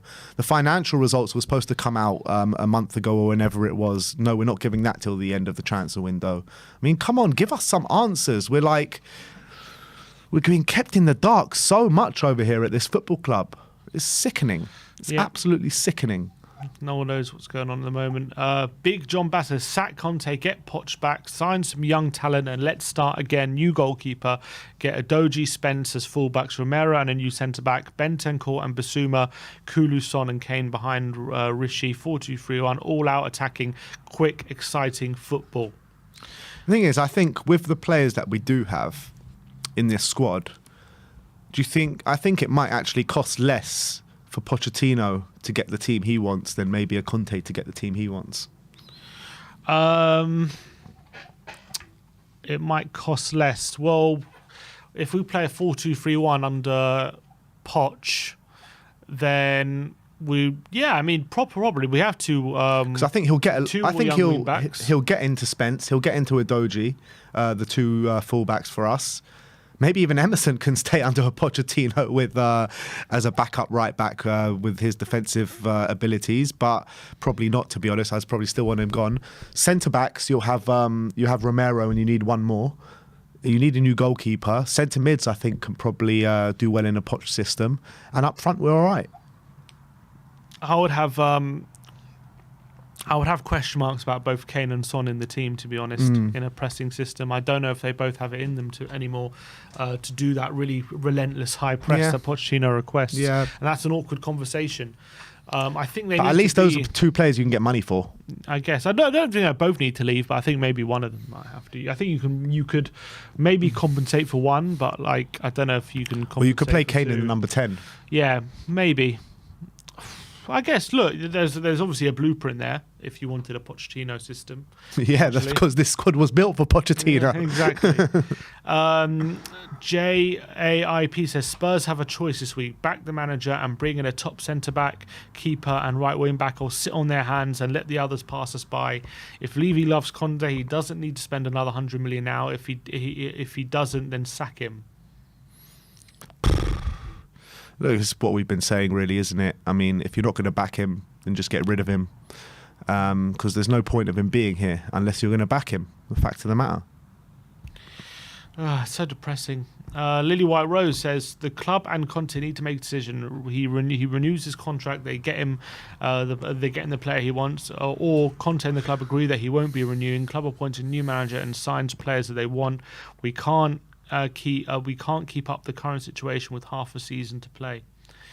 Yeah, and it's an awkward situation when it comes to Conte. I think at the moment, if we're just wasting time right now, if we're not going to give him the players he wants. We've wasted time since sacking Pochettino. This whole, how many years has it been now since we sacked Poch? 5 years. 5 years since we sacked him. 4 years. 2019. November 2019. Bloody hell. Such a waste of all of our time, money, effort, everything. 4 years, yeah. What has been the point of these last 4 years? Nothing. There's been no point to it whatsoever. We got to a Champions League final. We've just regressed. It's been such a waste of all of our times. And now what? We're going to go back to Pochettino with our tails between our legs, being in a worse spot than when he left us. And ridiculous. If we get Pochettino, we're gonna have to spend more on centre backs. We're gonna have to spend more on probably on a goalkeeper, probably on wing backs as well. In my opinion, probably maybe a centre mid. Like, we're gonna have to spend money as well under Poch. It's not just gonna be plain sailing. Just we've got to get Pochettino in. Of course. Altug Kopp says Poch should be getting more out of this squad. They got to a Champions League final. Jose, he should be getting more out of this squad. Nuno, cool, this is terrible. The squad ain't as bad as he's made them look. Conte, he should be getting more out of this squad. This fan base, man. That's what he says. He's criticising the fan base for all these criticising these managers. Yeah, spot on. Hotspur Edition says Conte is not perfect either. You're being paid one of the biggest salaries in the league and is consistent and constantly persisting with the formation that's clearly not working. Player selection still questionable as well. I mean, you can question it, but I don't think much changes if we go for Perisic ahead of Sessegnon. I don't think anything changes. I don't think much changes if we pick Forster over Lloris yesterday. Maybe that mistake doesn't happen, but I don't think we win the game. I don't think it changes our performance. I think he's got what he's got in the right now. Formation, you can blame him. I would say formation, but I wouldn't blame him player selection too much. But the fact of the matter is, even if you changed the formation yesterday, with the players that we have, we're still probably losing the game. We're miles ahead. We're miles away from Arsenal. That's just the facts of the matter. And last season we were on maybe a par with them because we played a lot less games, but we are miles away from Arsenal, and it kills me. It absolutely kills me to see what is going on at this football club at the moment. But let's move on. Hotspur Edition says Conte is not perfect either. You're being paid one of the biggest salaries in the league and is constantly. Oh no, that's what I just read. Sorry, Matt Hayes says Conte has bottled this in every way. Why would you wait until the 87th minute to bring on Brian Hill? Why would you play two men in midfield against the best midfield in the league? Why can't you motivate your players for a North London derby to dent their title challenge? Pathetic. Do you think a lack of motivation was an issue yesterday? For the players or for Conte? Or for just anything? For the players. I don't know how you can have a lack of motivation in North London derby. I just don't know how that can be a case. It's ridiculous. Absolutely ridiculous. How can you have a lack of motivation in North London derby? I don't think it was an issue. I think the players tried. I just think there was a number of issues why we couldn't. And I don't think there's a lack of motivation in that second half. They came out with, they played well in that second half, if anything. XG Philosophy says Tottenham accumulated 2 points. But wait a sec, but I do actually think there's a lack of motivation in Conte at the moment. I really do. I know you're still seeing him going crazy on the sidelines, but I've just got a bit of a feeling. I don't know what it is. I feel like he's... I I think he's mentally checking out or checked out. I mean, I don't think it's intentional. I just think because of everything that's going around with the conversations he's having with the board and everything like that, I just But feel... what are you basing that on? Just the performances or him personally? I feel like him in press conference is a bit diluted as it was. He's not really like got that same fire in his belly. What I'm hearing about like how many days off he's giving the players of training every week. Like what the hell's going on there? We've got a North London derby on the weekend. We didn't train on Sunday, Monday or Wednesday. What's that all about? I don't know. There has to be questions asked. I don't know what the usual training schedule is. I can't answer that. When it comes to Conte, I don't know. I'm not. I think just after a loss, I mean, we've lost quite a few games recently, and he's usually down after a loss, and then after a win, he's just a very emotional person. I don't think he's checked out. I just think that's how he is. Like you could have said the same like after last season when we had that run of 4 losses in 5. You could have said, oh, he's checked out, he's off, he's leaving. Everyone was saying he's definitely gone, and then obviously we win a few games and he's back to normal. So I just think that's how he is. I understand that, but back then he had just joined the club, and I think he still would have had the hopes that Levy and Enoch were going to give him the money, give him the players that he wanted. I think right now it's probably clear in his mind where he's going and where this club is going and if he's going to get the backing. I just think it's probably clear in his mind right now. He would have walked. I don't know why. Why would he walk? There's no reason for him to walk. Yeah, because if he really believes that he's not going to get the backing, it's going to hurt his reputation, why would he stay? Because walking now or walking at the end of the season, I don't think has any difference on his reputation or not. If he walks at the end of the season and we're mid-table, and he walks now and we're in a battle for top 4, it does. I mean, in the bigger picture of his reputation, I don't think it makes too much of a difference, and I think that he can easily pick up his paycheck, which he's getting quite handsomely paid, by the way, up until the end of the season and then walk. There's no sense in him to walk right now when he's getting paid quite handsomely to do this job. If he really believes that, if he's mentally checked out and he really believes that there's no hope, then I think he would. I don't know why stay. If he depends how bad he believes it is. I don't believe that he right now that he's given up and he's checked out. I just don't believe that personally. But I don't know. Have to wait and see, won't we? XG Philosophy says Tottenham accumulated 2.3 XG with shots on target against Arsenal yesterday. This is the amount. Obviously the amount that Spurs are expected to score, with Ramsdale conceding none. So 2.3 XG. Yeah, you don't expect. Yeah, that's quite a big figure. To be honest, when I came home from the game yesterday and I looked at the stats from the game, I was actually so surprised because we had more shots on goal, more shots on target, more passes, higher more XG, everything. How often are Arsenal having less possession and less passes than the opposition? Very rare. I know. But you could argue that's because they were 2-0 up. Hotspur Edition says... and by the way, I'm just thinking about what we were talking about with Conte being mentally checked out. I don't think it's, like I said, I don't think it's a conscious decision, and I don't think he comes into work every day being like, oh, I don't want to be here, I hate it here, and blah, blah, blah, and I want to leave. But I just feel like he's losing a bit of it, the passion, because he knows what's to come with the board and the ownership. I think mentally checked out might have been the wrong phrase. I don't know what phrase to use, but I don't know, it's a hard one. I don't know if you know what I'm trying to say. I don't know. You think he's lost? I think he's losing. I don't think he's lost it, but I think it is weaning. Maybe. I don't know. I think it's just when results are bad, that's how it seems, and it always is with Conte. And I just think he's a very emotional person. And I think when he loses, he's down and he's depressed and he's emotional. But when he wins that, then it's a different story. He's passionate again. He's got that fire, and I just think it's a perception thing. Hotspur Edition says you see the job Eddie Howe's getting out his players. De Zerbi at Brighton, Marco Silva at Fulham. I understand the squad isn't perfect, but with players like Kane, Kulu, Romero, Bentancur, Perisic, Son, Richarlison, and Basuma, we should be performing better. We should be performing better. But the fact of the matter is us performing better than what we're performing now is probably just about getting into the top four, as opposed to being 5 points outside the top four. It's not too much of a difference in terms of outcome. Like, if he's underperforming, I don't think he's massively underperforming, Conte, right now. As much as we can, obviously performance can be better, results could be better, all these kind of things. But when it comes to just purely results-wise, I don't think the result. Look, he's probably underperforming, but I don't think it's like massive. Like, we're not, you know what I mean? I don't think it's a massive underperformance to what the level of defenders we have. Yeah. Here's a video of Richarlison and Tomiyasu yesterday having a bit of a thing. That was quite funny. He was because Richarlison was trying to interrupt the throw. Tomiyasu wasn't letting him.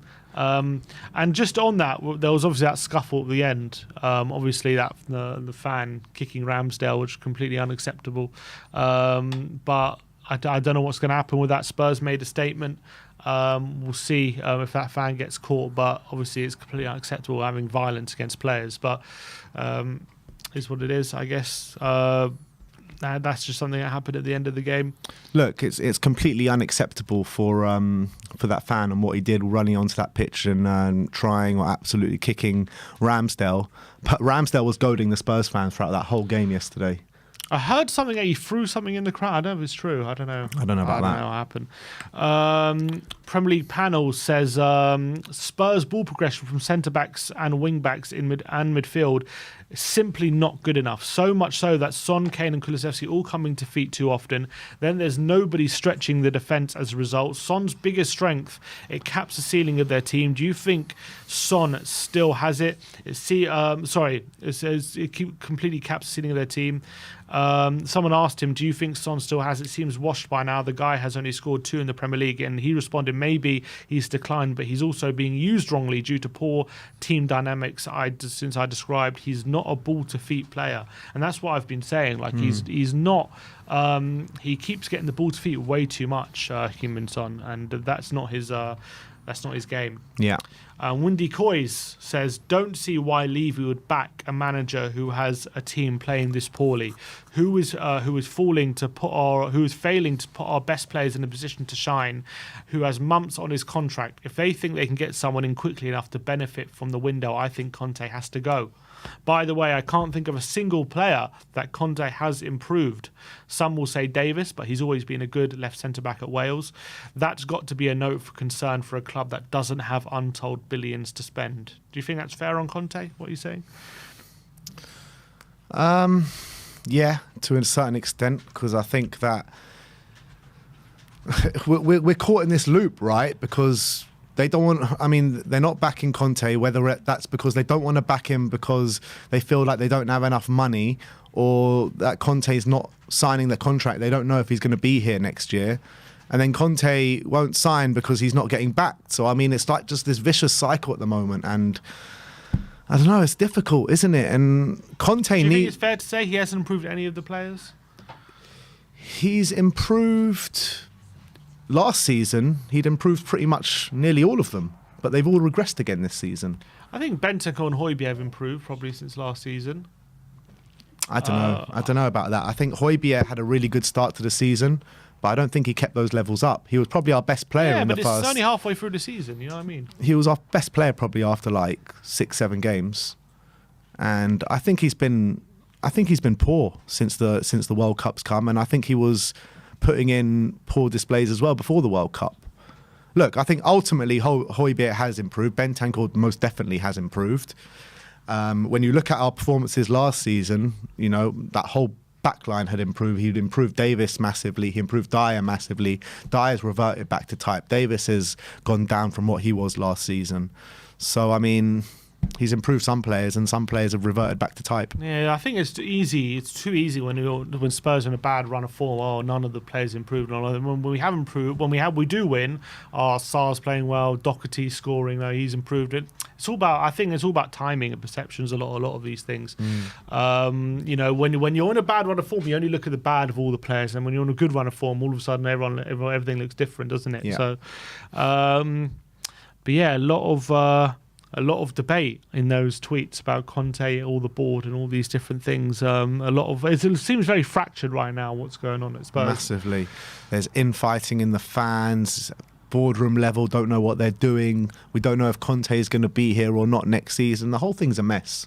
Everything's a mess, and it's like getting so toxic to go to the stadium as well. And it hurts me, man. It really does. But that's it for Twitter Reacts for the North London derby defeat 2-0 at the Tottenham Hotspur Stadium. Let's just get through a few of these super chats, and then we might bring in a special guest, apparently. We have that third mic. Just let me just go through these super chats. Peter Hurt saying, it's like having a shiny new car with a crap engine. Don't matter who drives in, it's crap. We'll change the odd parts and not with the best parts, just enough to keep it going. It's not the manager. Enoch out, Levy out. And that's thank you for that super chat. We had a members chat from Silver but deleted the message, so thank you for that. Another members chat, 12 months from Quadwo. Arteta was given years and support in the market. That's what Conte needs. That said, he needs to unshackle the players, play like there's nothing to lose. It's true, we need to play like we do in second half from the beginning of the game. So I saw someone tweet saying we only play well once we've abandoned Conte's tactics and we've got nothing to lose. I don't know if that's fair or not, but I don't know why. I just think in the second half, I think teams are 2-0 ahead, and then they just drop back and allow us back in the game. I think it's natural when you've got a 2-0 lead, you drop back, you defend more, you can play on the counter because you're in control of the game, and naturally that allows Spurs a lot more possession, allows Spurs a lot more on the ball. And then obviously allows our better players to get on the ball a lot more, and it allows us to create chances. But in the first half, at the moment, we're getting pressed into oblivion, and we don't know how to deal with it. And one from Michael Hellman saying, I agree that Conte is no longer committed to the project. There is so much misalignment with the club. Other big clubs spending arguably irrational amounts on untested players adds to our transfer market headaches. And when you see someone like Mudryk going for 100 million, yeah, I mean, what chance to Spurs I'm not expecting Spurs to go spend like 100 million on Mudryk, but like, I'm sorry, 35 million on Porro. That's more than that's very acceptable price for someone who would upgrade us on right wing back, or find a right wing back who would. If you don't think it's Porro, you've got a massive scouting network, you've got a director of football, you've got untold millions to spend on identifying players. You tell me you can't find a right wing back who can improve on Emerson or Doherty? It's ridiculous. I don't buy any of these. I don't buy any of these excuses when it comes to signings. I don't buy it. I think it's unacceptable that we persist with players for many years who are clearly not good enough because of we're not going to spend ridiculous fees, or there's no one out there. All these stupid excuses. I'm sorry, it's not good enough anymore. All right. Well, let's get into the call-in show now. So it's your chance to have your say. Yeah. So link is in the community section if you do want to join. I'm going to pop off for a couple of calls because we're going to bring in a special guest. So we're going to make a substitution just for a few calls. And you'll see who it is in a second. Oh. Come on. It's Bobby K. It's Bobby K. It's Bobby K. I can't sing my own song, I suppose. Of course you can. Bobby, welcome to the studio. Cheers, brother. Thank you. Thanks for having me. Good to see you, my man. Good to see you. How are you finding it? You know what? Overall, the experience, again, I came over here, as most people know in the community, I brought little K over for his birthday. So the overall experience, I'm going to say, has been immense. It's been fantastic. We've met so many of you wonderful people in the community and everything, got the opportunity to see the stadium. It's just, that end of it has been great. The display on the field, unfortunately, was very disappointing yesterday. I found it not as electric as being at the stadium, as what I was kind of expecting, even outside, compared to what the videos I saw last year, what you guys were posting, the pregame and everything like that. It was different. The atmosphere was it's a bit more somber. And I think last season, I think there's a lot of factors to that. Last season was a night game. There was so much. It was like a cup final almost last season. There was so much riding on it with the Champions League and everything. We were in great form going into it. We knew how much was riding on that game last season. We really made it. And also, last season was the first North London derby in front of fans at the new stadium. as well.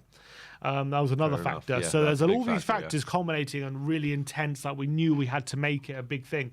This season, there's a lot of fracture in the fan base and at the club right now. We're not on great form. Arsenal are riding high, top of the league. Yep. There wasn't as much riding on it. It wasn't an evening game under the lights. So unfortunately, that all culminated in maybe not as what we wanted when it comes to having an atmosphere yesterday, which was quite disappointing from my point of view.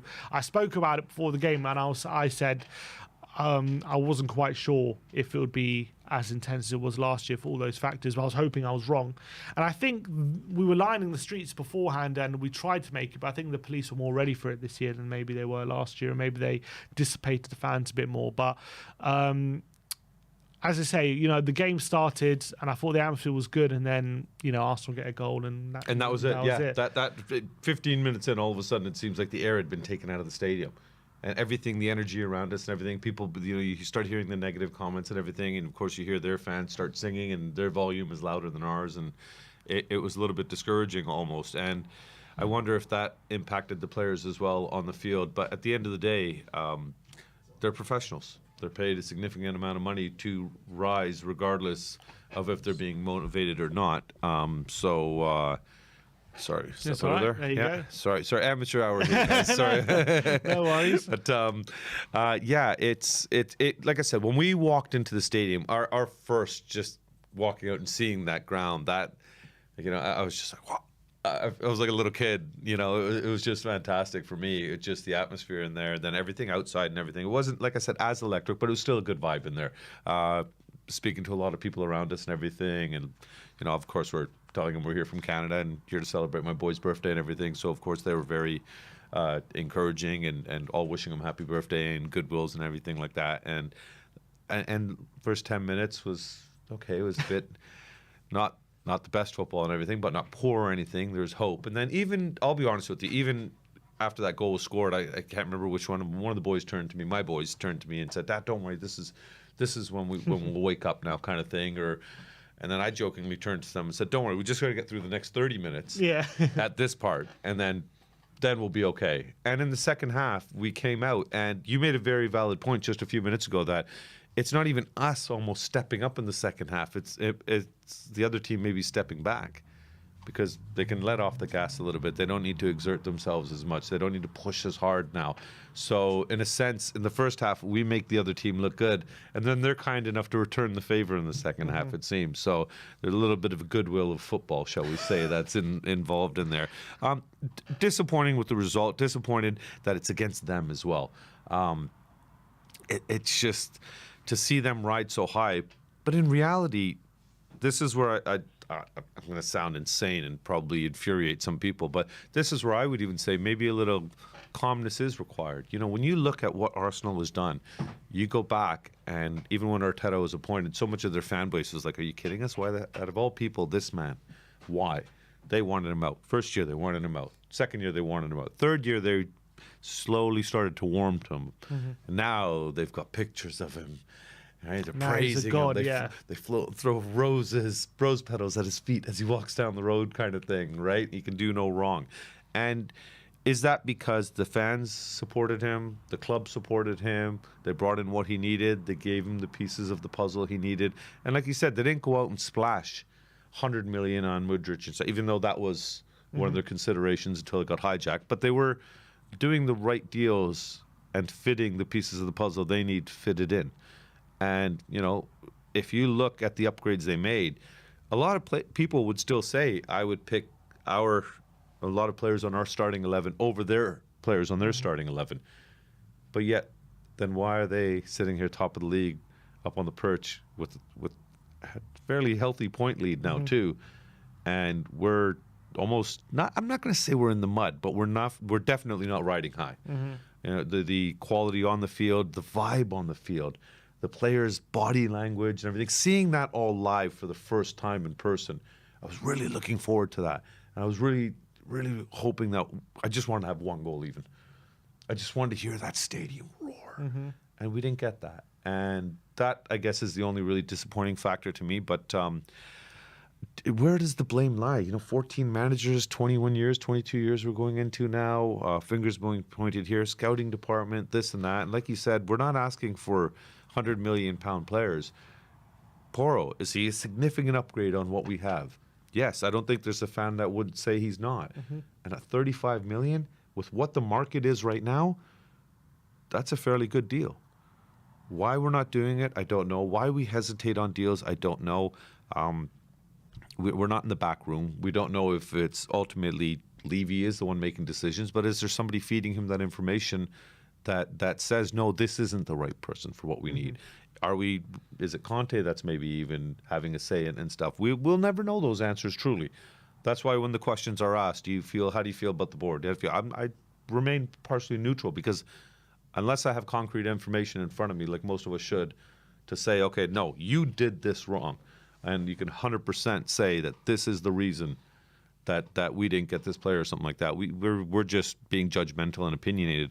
But what really bothers me right now with everything happening is the way we have turned on each other, Sim. We as a fan base. I haven't turned on you yet. Yeah, no, but I'm just saying overall in general, right? Yeah. There's a lot of infighting between people who blame the board and people who blame Conte. But you can't have an opinion. It's difficult, because if you blame Conte, the people who blame the board will be angry at you. If you blame the board, the people who blame Conte will be angry at you. In your opinion, though, when it comes to how the last, say, 11 games or so have gone, apart from the Palace game, I think we've conceded the first goal in every game. I think over the last 8 games, I think in 6 or 7 of them, we've conceded 2+ goals as well, like the opening 2+ goals in those games. We've managed to come back in a few of them, like Bournemouth and Leeds and Brentford. But by and large, against Newcastle, Liverpool, yesterday, we haven't been able to turn it around. When it comes to assessing how Conte for you is doing right now, we currently sit, I think, is it still 5th in the league, or we dropped? We dropped, or we still 5th? We're still 5th. Yeah. All right, so we're 5th in the league, just outside the top 4. We're 3rd in the league for goals scored. I think we're like 10th or 11th for goals conceded. The style of football right now is hard to watch. Yes. It's very disappointing up until we go 2-0 down, and then we seem to start playing. When it comes to Conte's position as manager of this club, whether we blame the board and whatever, that's another conversation. But for you, where do you stand with Conte? Are you in the camp where you're like, from what you see, we should back him with what he needs, and we need to give him exactly what the squad needs to move to the next level under Conte? Or are you thinking he's not signing a contract? Is it too much of a risk to give him significant... Are we down? No. One sec. Might be okay. Let me just check. Are we down? Okay, we're still fine. Okay. Or are you on the camp that it's too much of risk to give him that investment if he's not going to be committed to this club and sign a contract, and we're better off just cutting our losses now, considering maybe the poor form? You know what? It's a hard question to answer, because it's one of those. It's seems like they're having that old-fashioned Mexican standoff, where if you don't sign, you don't get what you want. If you sign, we might give you what you want. So this is where I almost envy what Arsenal did, where the fact that they tied Arteta down to a long-term contract, and then they built what he wanted around what he wanted and gave him the tools he needed to now succeed, because he's succeeding. We can't sit there and look at that squad. They're playing good football. They have the results they want. They're sitting top of the league. They came to our house and got a win, which they have not done in a very long time. They're on the rise while we're on the decline almost, or we're just kind of stale. And a lot of people say we're stale because we haven't changed players. We have the same players now going into the 5th manager almost, and if you count Mason in there. And it's, how do you expect more? You can't just keep changing the guy that's screaming at the top of the food chain. If you don't change the students in the classroom, they're still going to get the same grades because they're not putting in the effort. So until we address that, nothing's going to change. But when it comes down to the Conte thing, I really think that if we have to throw a little bit of trust into him as a club. as a fan base, and more importantly, the board, we have to take that gamble. We have to gamble and give him what he wants. And if it backfires, then we, unfortunately, I think, are a few years away of we're going to have a few years of suffering before we can finally, because there's going to be a whole rebuild process right from the foundational point. Then you got to start with scraping the squad, get a manager in that's going to be here for a few years, come up with a vision, build your foundation, and then build on top of that foundation, which does not happen in a window. It doesn't happen in 2 windows. It might take 4, 5, 6 windows, which is now 3 years, right? You're looking at 2 windows every season, and might be 8 windows. You're looking at 4 years, which is where Arsenal are. 4 years, look at the rise. And it pains me to give them this much envy and credit. It really does. It hurts. It's venom coming out almost, and my heart is hurting. And my children are here watching this, and they're going to give me a hard time when we leave the studio here. But I think we as a board, as a club, this man's a serial winner. We had a serial winner in Jose here before him, and we didn't back him accordingly, and look what happened. And he's gone, and he went and won the European League, the European Championship with Roma. He's a serial winner. He was won everywhere, but he didn't win with us. Yeah. So what does that tell you? Mourinho, he wins everywhere, but not with us. Conte, he wins everywhere, but not with us. So what does that tell you? Is this just a mad coincidence? It's a common denominator. Or are we the problem? But it's hard not to point the finger and say that we're not the common denominator, because we are. But what do you say to people who say, Conte had 170 million in the summer to spend. He spent big on Richarlison. He spent big on Basuma, and we did have a right wing back in Spence brought into the club, and you look at teams like Newcastle and Brighton playing really good football, and with maybe less resources and maybe even better starting 11s than us. So how would you, say to that based on that we still should trust Conte? But that's where the argument and that's where the division in the fan base comes in, then, doesn't it? Because we're sitting here, a lot of people are starting to point the finger now at Conte. Even I heard the rumbling in the stadiums with Conte out and stuff like that, and I was like, careful what we wish for, kind of thing. But again, are they wrong? Because he's sticking. It seems like he's stubborn and stuck in a certain way, which is where it makes me think, if it was Mourinho right now, I wonder if that whole Mourinho out thing would have echoed through the entire stadium. Because of Conte, we're giving him and the the experience that he comes with, and he's just first class. But we're not seeing that, and we go back 2 months ago, 3 months ago, we're all praising him, but now all of a sudden we're turning against him. But is he the problem? And you have to almost say he is part of the problem, because systems aren't changing, subs are being made late. How Sarr started yesterday, how Cess started yesterday, and wasn't pulled by the 15th minute, I don't understand. There was, right at the beginning of the game, he had those 2 clear-cut chances where he broke down the wing and everything, and he just had to whip that ball in. And Kane was already on the run in the box, and it just that ball had come into the box right away. We might have seen a different result starting off the game. If Perisic would have been there, I think those balls would have gone in. That cut in the second half where Kane played him through and he came right in, and then he sliced the ball wide, which he's done so many times now. Would have Perisic have scored that goal? So if the tools are there to be used, why is he not using them then? I know in the midfield we're a little bit more restricted in terms of, Bentancur being injured and stuff, and then Skip being one of the few options that we have. I don't know why he won't change formation, stick Richie into up and as a striker in front of Kane, and push Kane back then and have him play in that 10 role instead or something. I don't understand why he is almost being stubborn when we see other stubborn managers and we call them out for it. But for some reason, we're not allowed to call Conte out for that. I don't get that part of it. And if he's such a world-class manager and be-all and end-all of football, then why is he not making the adjustments necessary to get the result out of the team, or at least uplift the squad? Because, like you said, that what you said earlier with it's not us rising in the second half, it's almost the other team stepping back a little bit, and that combination, that was a very good point from you. And it made me think, that is that more of what's happening kind of thing. So is it really Conte getting in the halftime and inspiring these guys to come out and have a better second half? Or is it the manager in the other room saying, all right, boys, job's done. We're 2-0 up. They're not going to get anything now. We're Let's just gonna hit just him on the counter now. hit them on the counter, sit back, don't worry. We know Sess is on that side. Just keep bombing the ball down to Saka on that side, which they just kept doing. It was easy. It was too easy. Too easy. My son Jay, Big K, there turns to me. He's like, Dad, they're just going to keep playing that side of the field. They're just going to keep playing that side of the field. And why wouldn't you? I could have drove my bus through that side of the field. Stopped, parked, had lunch and everything, and then crossed the ball in.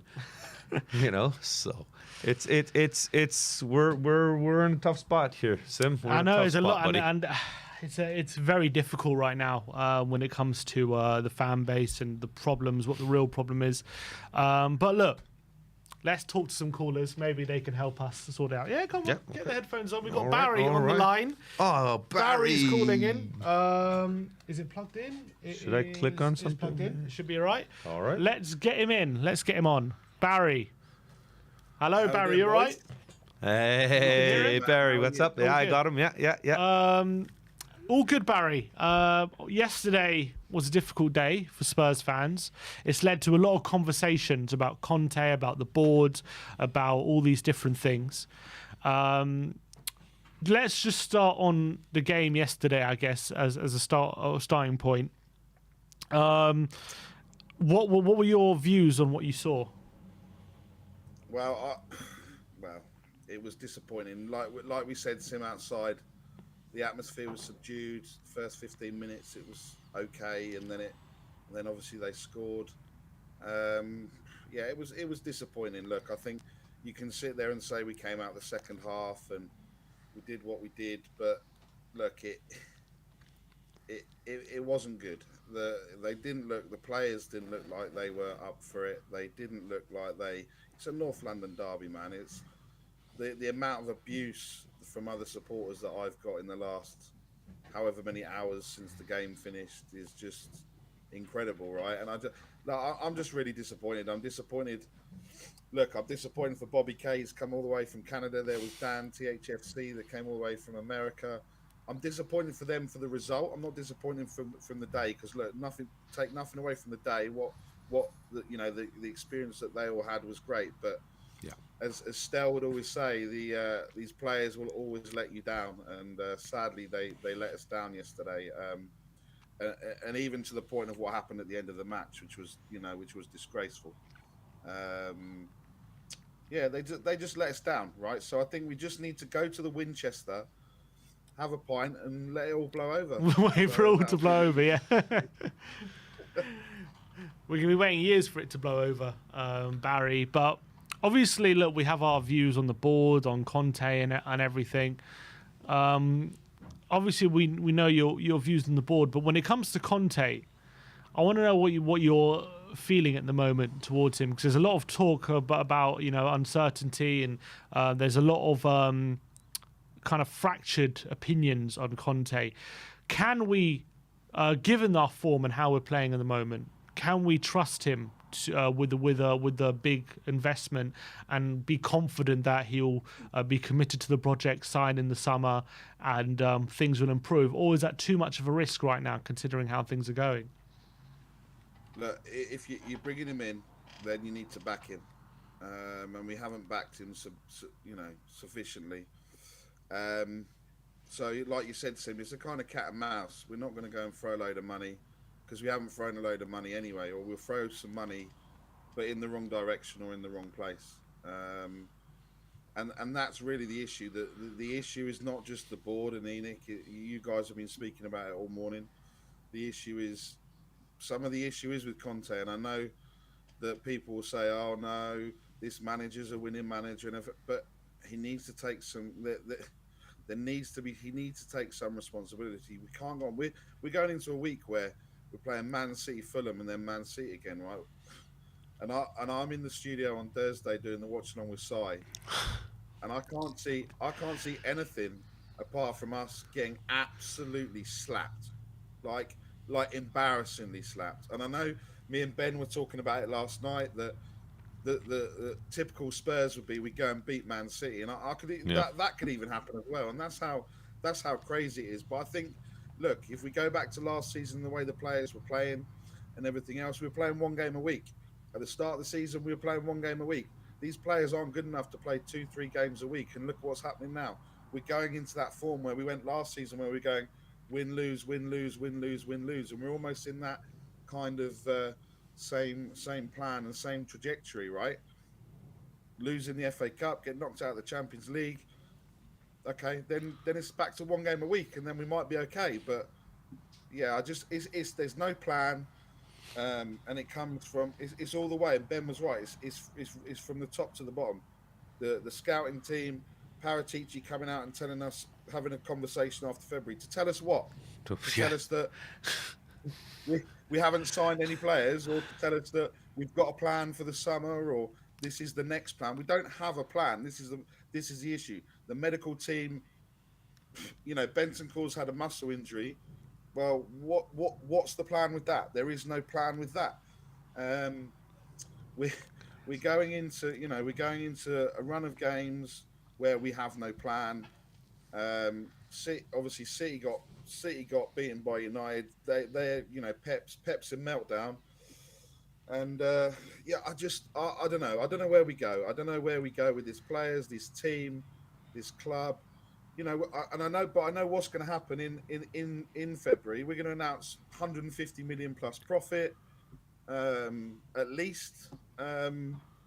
It's just the only player we might sign will be Kulusevski, and I know there's a clause in his contract that says he has, after a certain amount of games, or how many, whether we get top four or not, he's going to sign. I'm sure he's getting his lawyers to check that loan deal and see if he can get himself out of it. Because I wouldn't want to be there at the moment. Do you think it's all a smokescreen then? Like we make these announcements that we're going to be tied to this player, we're looking at that player, this is a potential of this, there's a potential of that. Paratici is going to make this big announcement in February and everything. Are we just, as fans, being bamboozled and being treated like we're idiots, and it's just consistent smokescreens coming out of the PR department from over there? Well, look, I wouldn't be surprised if we get an announcement from the club that we've signed some other sponsor today, whether that's a towel sponsor or tissue sponsor or something. I didn't else. like the soap yesterday, by the way. Yeah, you had to go on the soap, yeah. But look, even yesterday at the bottom of the South Stand, they had that Ineos Grenadier bloody car there. I mean, no one cares, man. No one cares that it's there. Why are you putting it there? It's just, it is. I think you're right, Bobby. It's a smoke screen for whatever's going to come. And look, I said maybe a month ago that this could all unravel very quickly, and it's starting to unravel, man. It's starting to unravel, and everyone's going at each other. Everyone's saying, the Enoch out and the Levy in, and all of these people. That everyone's going at each other, and I just think, look, we just need to have a bit of balance. We know what the issues are. We have to apportion some blame to Conte. He's not blameless in the results and the performance. You cannot say that. We know the players that we haven't been invested. We don't have the players in the right position, but these players were playing better than this last season, right? But Sim already said it, Barry, earlier. We're competing against teams that have lesser players on paper, with what we would say is a lesser manager than what we have on paper. Yet they're putting in better performances. So what does that attribute to then? What does that really come down to? You got 60,000 people cheering for you.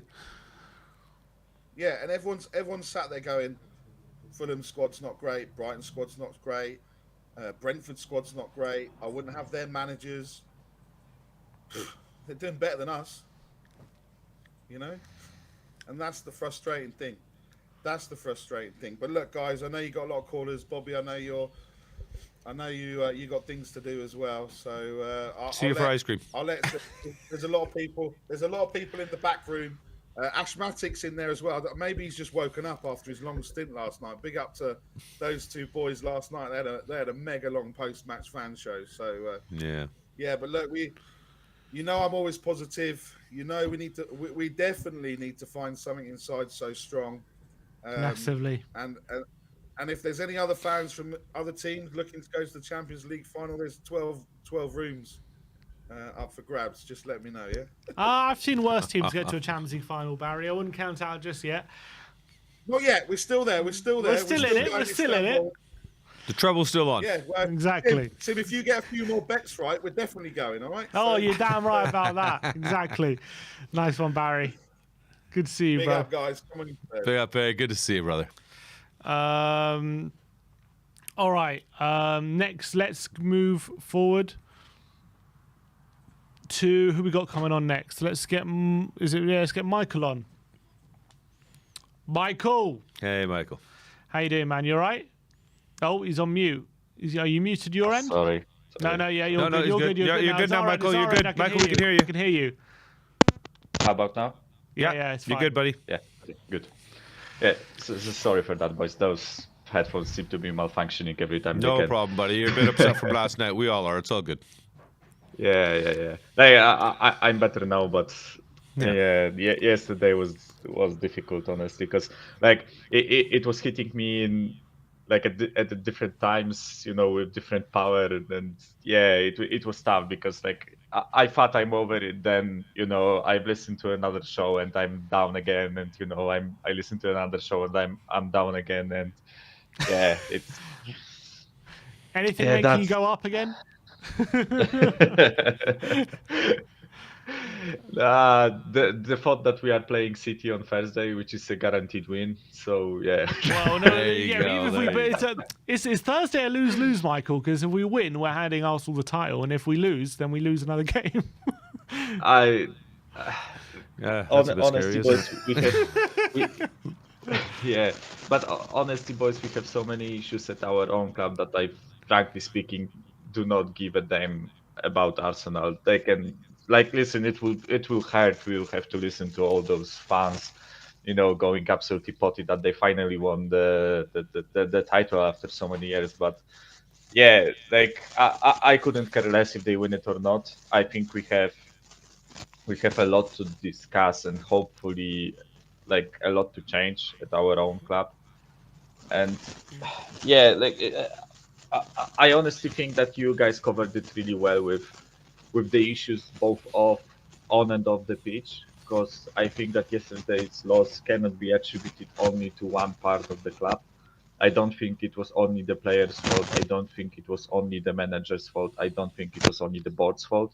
I think that all three parts paid their part in yesterday's loss, and it's hard because sometimes when your team isn't playing well, but you know that your manager is world class and you know that the board will back him, then it's way easier to fix the issue, right?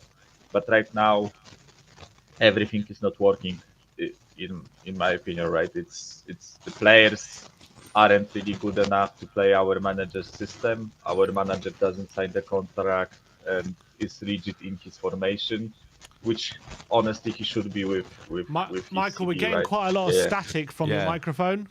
Sorry. Sorry, maybe No, that's better. Yeah, now. no, you're good right there. You're That good. sounds better. Okay. Yeah, that's better, buddy. Sorry, boys. Sorry. Yeah, I Alright. have to actually buy new headphones finally because, yeah. Sorry, boys.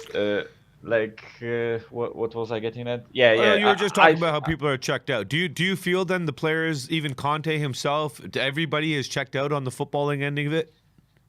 I think it's not only players and Conte. I think our fans are checked out. It seemed that way yesterday after 15 minutes.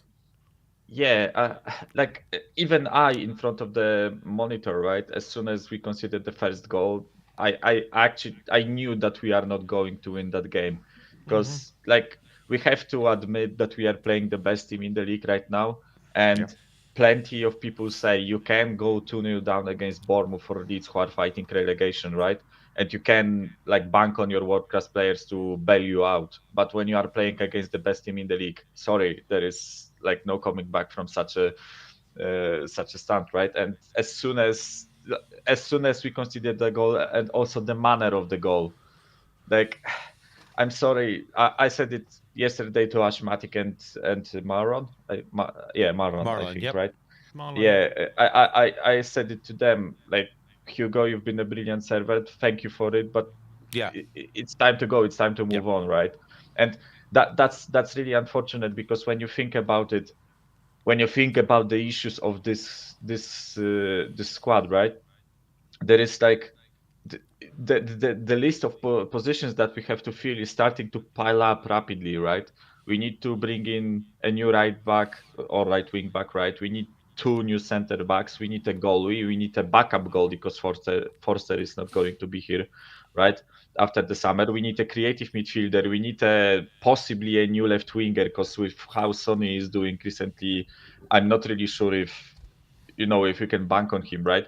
And possibly like touch wood doesn't happen, but if things keep going this way, maybe Kane will move to Manchester United in the summer, and we will need a backup striker. So not backup striker, a starting striker, right? So it's tough, boys, and this is only like on the pitch issues.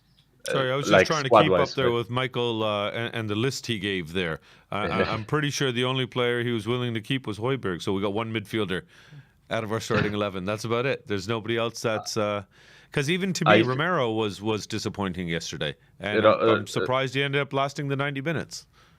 Yeah, first of all, as you said, he should have been sent off, in my opinion. I think referee got caught up in the situation, because there were like two, He three, was four dreadful fouls. yesterday. Like, yeah, let's not get into the rest, because you could talk about the rest every single week, right? Yeah. But generally speaking, I think Romero this whole season has been a bit sus, in my opinion. He's not doing well defensively. There is also the whole thing with like Argentina and him. Like I don't want to say faking an injury, because we don't know that, right? I don't think he has been faking an injury before the World Cup, but the whole situation is really like puts doubt inside of supporters' heads. And I also don't think that he's necessarily playing for the badge like some of the other players are. I think that he's trying, but it's not like he wants to die for the badge, right? Which we would all love to see. And also, like I would keep Bentancur, Højbjerg, Kulusevski, Kane, Son if he starts stepping up, Romero. I don't know when Udoji comes back from his loan. He's slapping Serie A, but it's him, and then I think that's it, boys. Like that's it in terms of our squad. Like Bissouma, maybe Skip, maybe I don't know, Davis, maybe Dyer. I won't go on Royal. Doherty, I don't think he was necessarily bad yesterday, but I also think it's time to upgrade on him, right? And it's mad when you list all those positions. You see how much business we need to get done, and it's half of the January gone, and we still have no players in, right? Nothing. Yeah. So it's tough. Look, Michael, Yeah. we have a lot of callers in the back, so we do have Sure to thing, move on. boys. But appreciate you calling in. I know it's a difficult couple of days, but hopefully things will start to look up in a bit. But again, what's called I think it's going to get worse before it gets better. So I will have to wait and see. But Michael, cheers for calling in. Appreciate you. Nice one, Cheers, Michael. boys. Take care, buddy. Have a good day. Stay strong, everyone. Cheers, you too. Nice So, one. I wanted to just ask quickly now. I know a lot of people are going on about Sonny's poor form and everything, and Yeah. it's been consistent for a long time now. When I was there, obviously our first experience at the stadium, we've never been to the ground or anything like that. I saw an extremely large amount of South Korean supporters. Everywhere, all There's around a the lot of them, stadium. When we went into the Spurs shop and everything, the boys obviously want to have a wander around, and people are walking out of there, Asians walking around with bags and bags and bags, sunny scarf, sunny hat, sunny. And it wasn't Tottenham, it was sunny. Is it safe to say, or maybe even possibly assume, that Sonny starts because to appease a certain percentage of our fan base, and that he isn't deserving of his starting time right now? Is that fair to even ask? I would say no, only because Kulusevski and Richarlison have both spent long periods injured. So from a lot of the season, we haven't really had a choice but to start him anyway. But we started Sarr yesterday. Could we have not have started Brian Hill, maybe? What, instead of Son? I mean, you could argue that, but it's like let me. It's like if I'm trying to think of a. So like if let's say Salah dropped serious form like at the beginning of the season. I think for the first 12 games or so, 13 games, Salah was really not doing it. He scored 3 goals or something. Yeah. And he was really Well below off form. par. He was Yeah. off form. Yeah. But he's their main player. He's Mo Salah. You've got to just keep playing him back into form. And I understand Son has been really lackluster for the majority of the season, but I don't think we have a better. I would rather persist with Son than give Bryan Hill a run, because I know that if Son gets into form, it's going to make the difference. Whereas if Hill gets into form, it'll be good, but I don't think he'll be Not what Son is. Yeah, or not what he Son brings. is. Yeah, it's still a lower level. But the problem with Son is I feel like But how long do we wait? That's the question. That's the question. I don't know about Bryan Hill on the left-hand side as well. I don't know how effective he would be compared to maybe when he was cutting inside. I just think if we had better options, I would consider it more. And now Richarlison's back, I would seriously consider it, at least for a few especially on games. the left side. Yeah, because I'll he's dreadful on consider the it. right. We know I that. would. He's no good on the right. I don't blame Conte for persisting with Son up until now. I don't. But I would say now Richarlison's fit, and I'd even consider dropping him next game, but maybe because he's only just come back from fitness, I'll play Son the next game, especially because against City, he usually has a good game against City. But I think if it persists, I think you'd have to consider. And look, he did drop him, didn't he, for a game against Leicester, and then obviously But then look what happens when he came on. And he came on So and scored why a don't we do hat-trick. that more often? Because it seems to work, right? So let's see what happens. But I agree. There's big question marks with Son. Has Cook Turkish 2022 says big up Bobby and Sim. Big up to you, mate. There you go, pass. And Brandon Troller with a super chat says we actually offered 12 million for Trossard. Brighton are insulted. Don't want to communicate. I can't anymore. Daniel Levy and Enoch are sucking my soul. I know, and it's just so classic Levy when I hear we've bid 12 million for Trossard. It's like such a derisory. 12 million, yeah. It's such a derisory bid. We know it's never going to get You know what? accepted. I could see us, whoever comes up with these numbers, going into a Bentley dealership for a £400,000 car and going, we'll give you £30,000. Yeah, it just makes Take me, it or leave it. and it makes What me do you feel think you're like gonna with hear? the signings of Tottenham, it's like we only go for players that we feel like we can get a good deal with. It's not like strategic planning. It's like this player can play this role, or this player can play that role. What we need Filling is like, our gaps. No, it's almost like, well, this player we can get a good deal with. That player we can get a good deal with, so we'll get them. This in. one is on sale. We get that one. Basuma's got a year left on his contract. We'll get him in. You know, Yeah. Richarlison is unsettled right now. We can get him maybe a deal. But for to be him. fair, I think with Basuma, I think a lot of our fan base was really elated when he Oh, no, got him. I I know I was one of the ones that was really, really happy with that signing, and I thought he would offer a lot more, especially with what he did with Brighton and the steal he did. But Don't get me wrong, I agree just with he that. hasn't But brought was that. Basuma signed because we felt like he can fill a specific role in our team, or was he signed because he's got a year left in his contract and he's a good player? fair enough. You know Yeah. what I mean? Yeah. Again, something we'll never know the true answer to, right? All right. Next up, we've got Stel. Let's bring him on. Stel, can you hear us? Hold on, I better get ready for this one. Oh, he's frozen. Oh, is he frozen? He's frozen. Or is he doing a really good mannequin challenge? I can't tell. No, should we try it too? I think he's frozen. He's frozen. All right, let's Stel, if you try and reconnect, we'll try and get you back on. Who is there? We've got another frozen guy, Avi. Avi's frozen. Let's get Oh, Jory on. Jory's Jory, I on can the see Jory moving. Joracle. Wow. Jory's there. Who's? Can we hear him? Hi, Jory. Jory. I can hear you guys. Yeah, Can you Jory, hear me? got him. Good to Yeah, see good, you. good. How are you? Nice to meet you, Jory, finally. Yeah, likewise. Welcome to London, even though I'm not there to say Cheers, I it. appreciate it.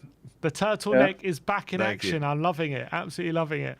Banded issue and iPhone. All right. So the iPhone 15. Tell me about it. No, I'm joking. Well, it's been a week since it's 16 now, Yeah, isn't it's a it? 16 now. Jory, lots of issues, lots of things to talk about. Unfortunately, the lines are very busy, so we're going to have to keep it as brief as possible. But I want to tell me your thoughts about how you're feeling at the moment. Obviously, we know your feelings on the hierarchy. We've expressed it a million times.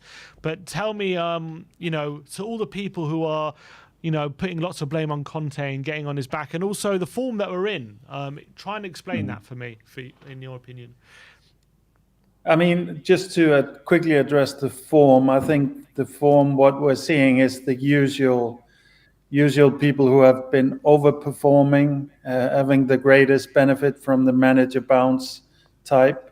The people that like that's what a lot of our fans don't understand is that most of the time we're seeing this defense and other marginal players overperform. And when we see games like yesterday, Aston Villa and so on, that's their real level.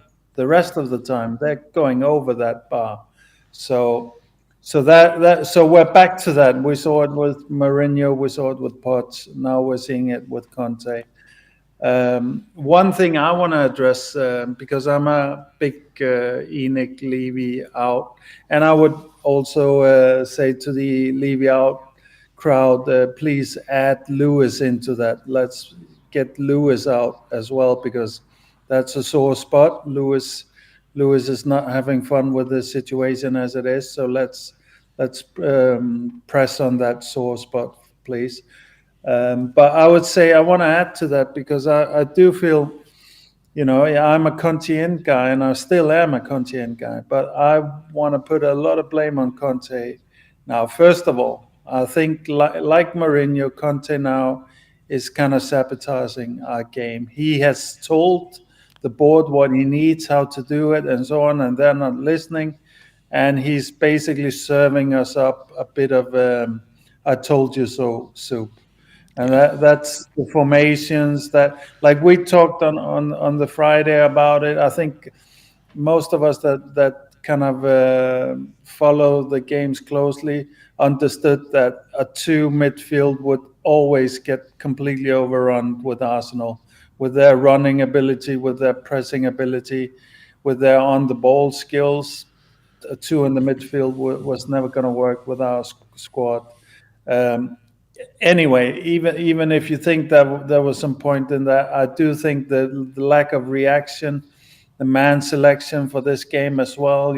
Even though I kind of in one way have to take my hat off and say good on you on giving Sa the chance, but it's also a little bit. Is this the game to do anything at chance? Isn't Basuma probably the safer choice here? Isn't it?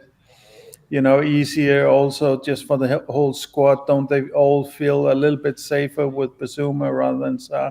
Even though Sa was maybe our brightest point on the day, I'm not putting anything on him. I was happy with him.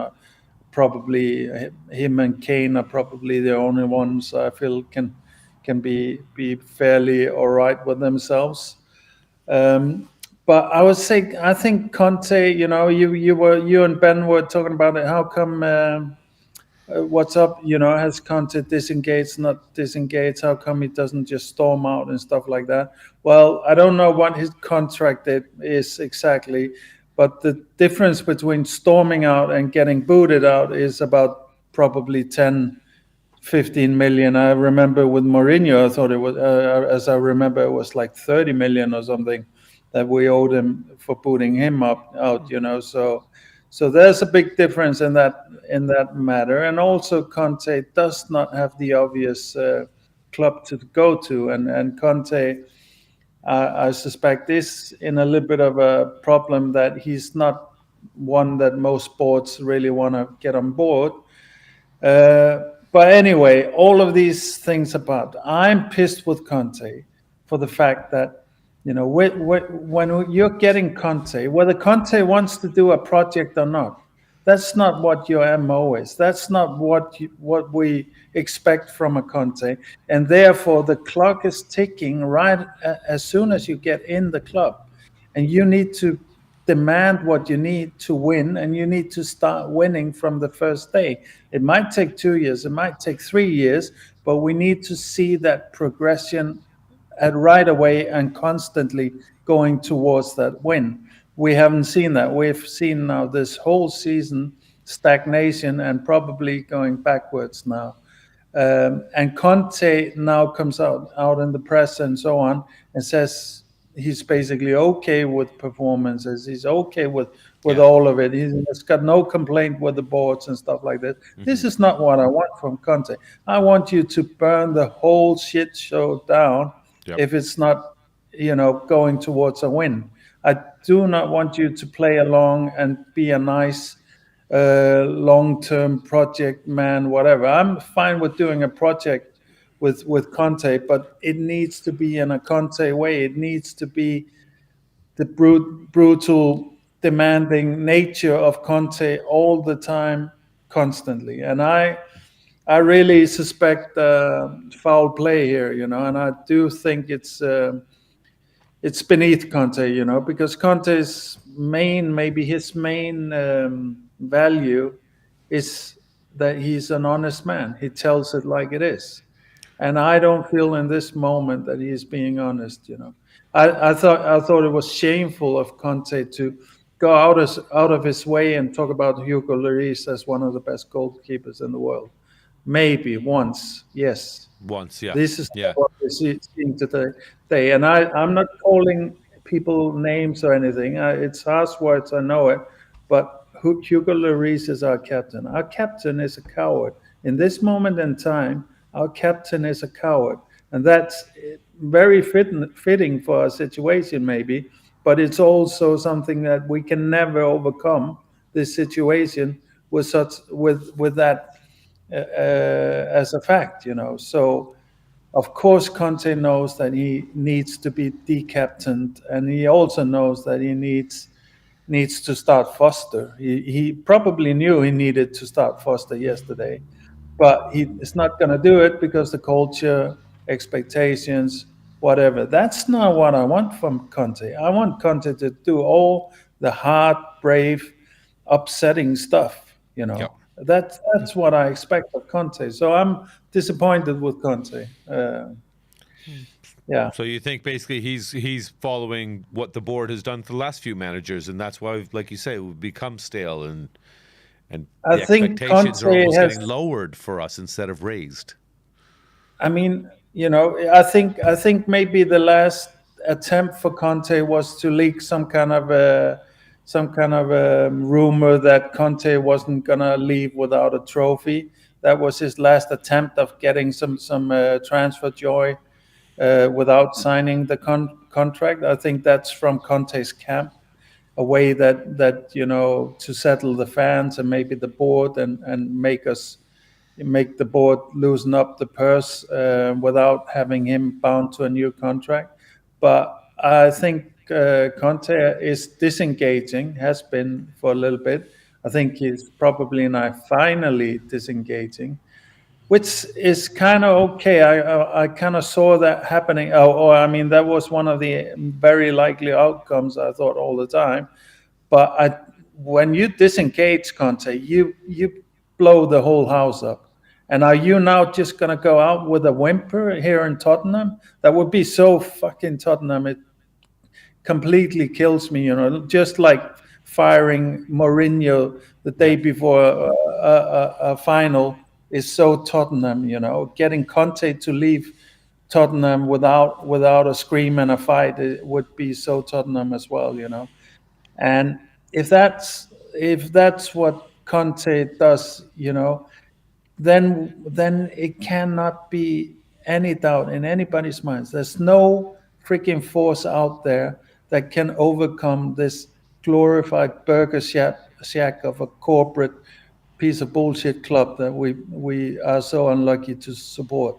There's no manager out there that can do anything about these things. If not Conte, nobody can do it. All right, Jory. Fair enough. Good to Sorry, have you on, guys, my this friend. is the hard Nice. news. Look, it's very depressing today. That's how it is. Yeah. but It's the sad reality, isn't it? Sim? That's the reality of the situation we're in. It is a very depressing situation, and I don't know how we get out of it. I don't know how this ends well. I can't. I don't really see No. I don't see how it ends well right now. But I'll tell you how it ends well, Sim, just to end on a positive note. go on. It ends well if Levy and Lewis decide they're going to sell the club and they're going to drive this club to the highest peaks before they sell it to go out on a high, and they give him what he needs. Or the other good scenario is we get other good owners. There's no success with Enoch. It doesn't matter the manager, the players. There will never be success with Enoch.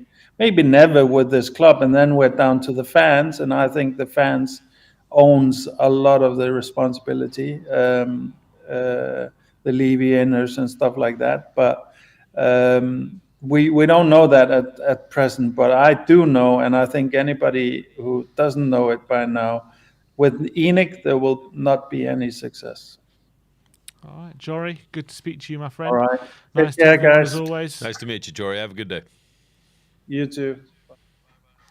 All right, that was the Joracle giving his opinions on all things Spurs right now. A lot of harsh realities, depressing facts, whatever you want to call them. It's harsh truths. Yep.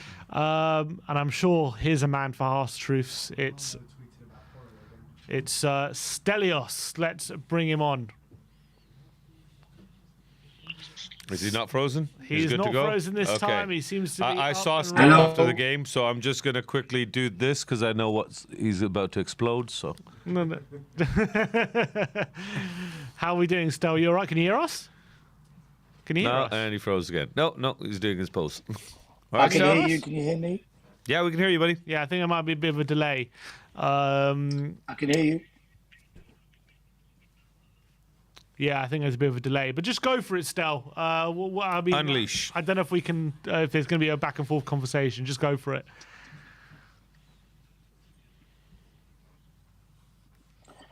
Yeah, I'm completely fed up with the state of our fan base. I think our fan base right now is a disgrace. To call yourself a Spurs fan, and to behave and say a lot of what you're saying as Spurs fans, I think you're a disgrace to the club. And right now, I'm expecting your comments to blow up and people to call me toxic, negative, and all that usual bullshit. But I came on WeAreTottenhamTV after the FA Cup game against Portsmouth. I told Barry to stop being nice and just admit we were shit. And we were shit against Portsmouth. And you clipped that video. It's now got 10,000 views. And I was spot on. And I got absolutely peppered in the comments. So all those people that, called me all those names, well, look at you now. Because you thought we were going to go and beat Arsenal. It was obvious we weren't going to beat them. As soon as I saw Bentancur off the team sheet, I knew the game was over.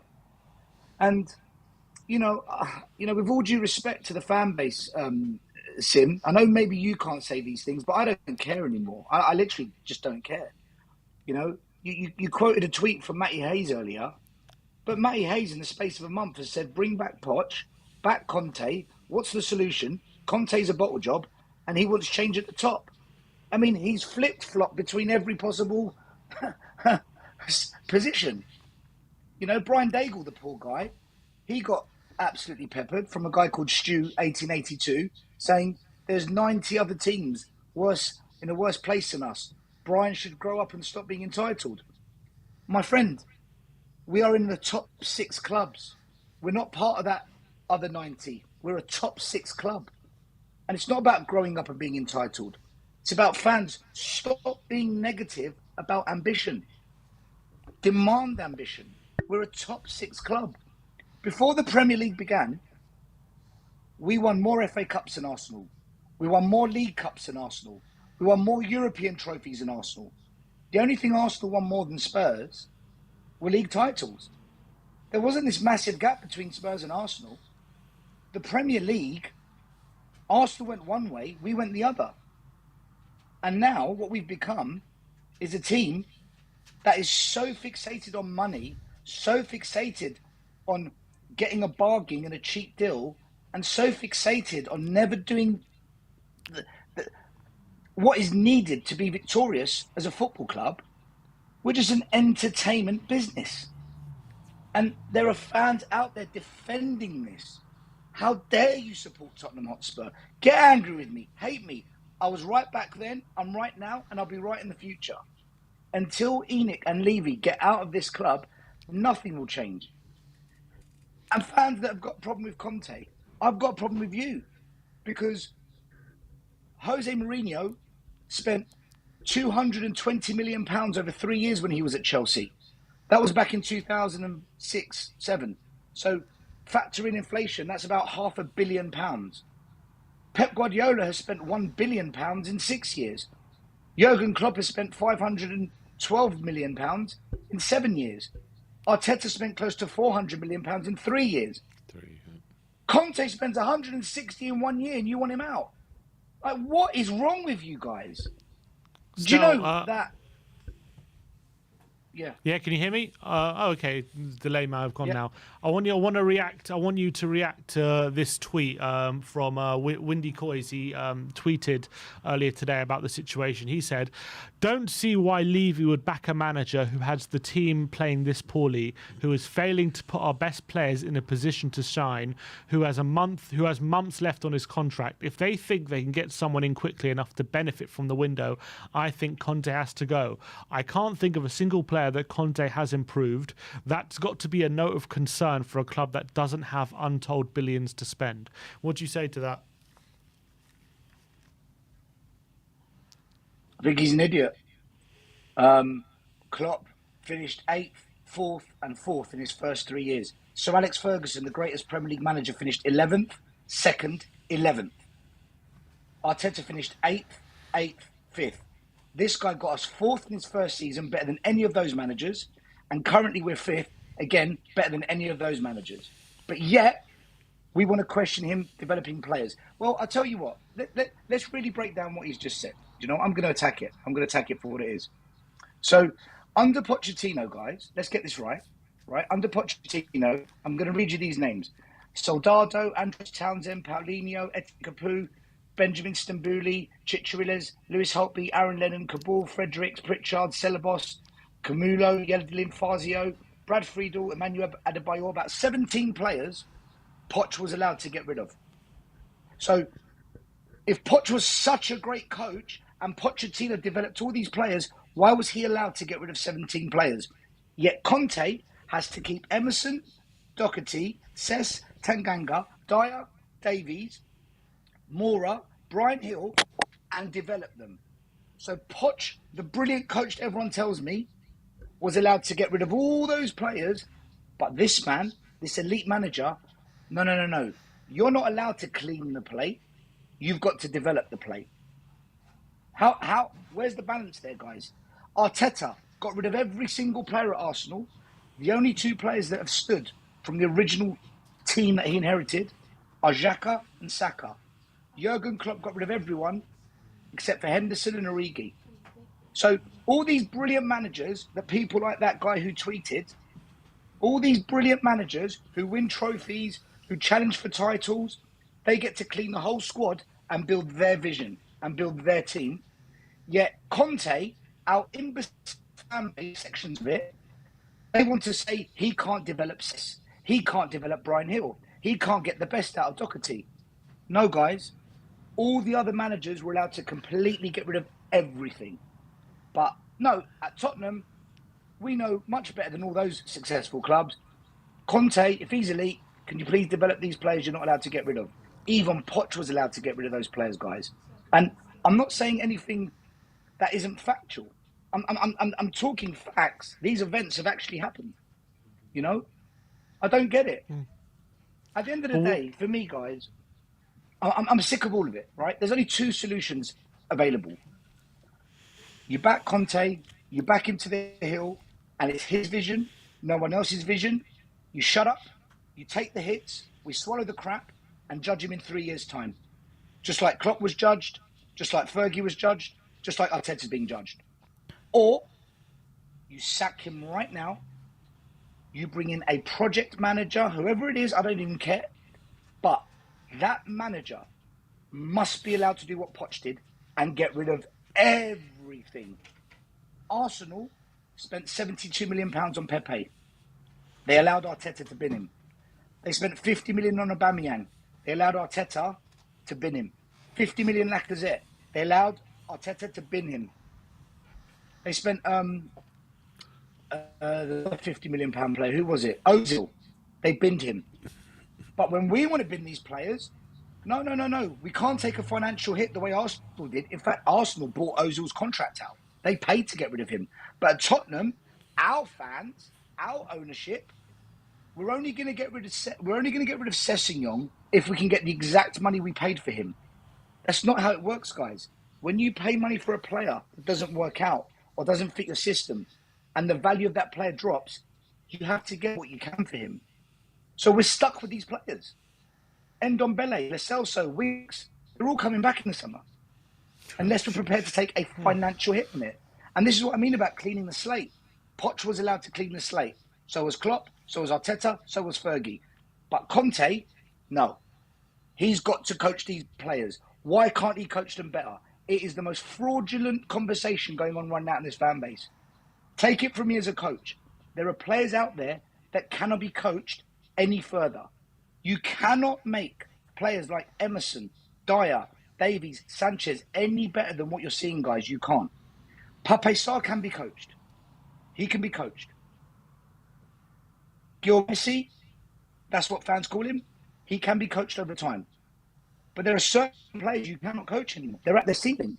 I'm sorry to say it. Sessegnon cannot get any better than what you're seeing, guys. He's a championship player. A bottom 10 Premier League player at best. Yeah, he was dreadful yesterday. All right. Stel, thanks for calling in. Appreciate your time. You make some very good points. I think you're getting a lot of people agreeing with you in the comments. You're worried about people going for you, but you're getting a lot of people agreeing with you. So I wouldn't be too worried about any backlash. But Yeah, no, I think you make some good points. Sim, what I'm saying is common sense. If you just look at the facts, right? If we're going to judge people, we need something to compare them to, right?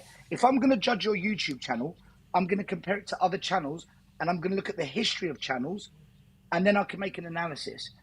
Before anyone jumps on this manager's back, look at all the other successful managers in the Premier League. Look at the money spent, the time given, what players they were forced to keep, and which ones they were allowed to get rid of, and then assess it. And when you look at that, we've actually got a bloody good manager at this club. We've got a brilliant manager at this club. We don't have the ownership prepared to support the manager his way.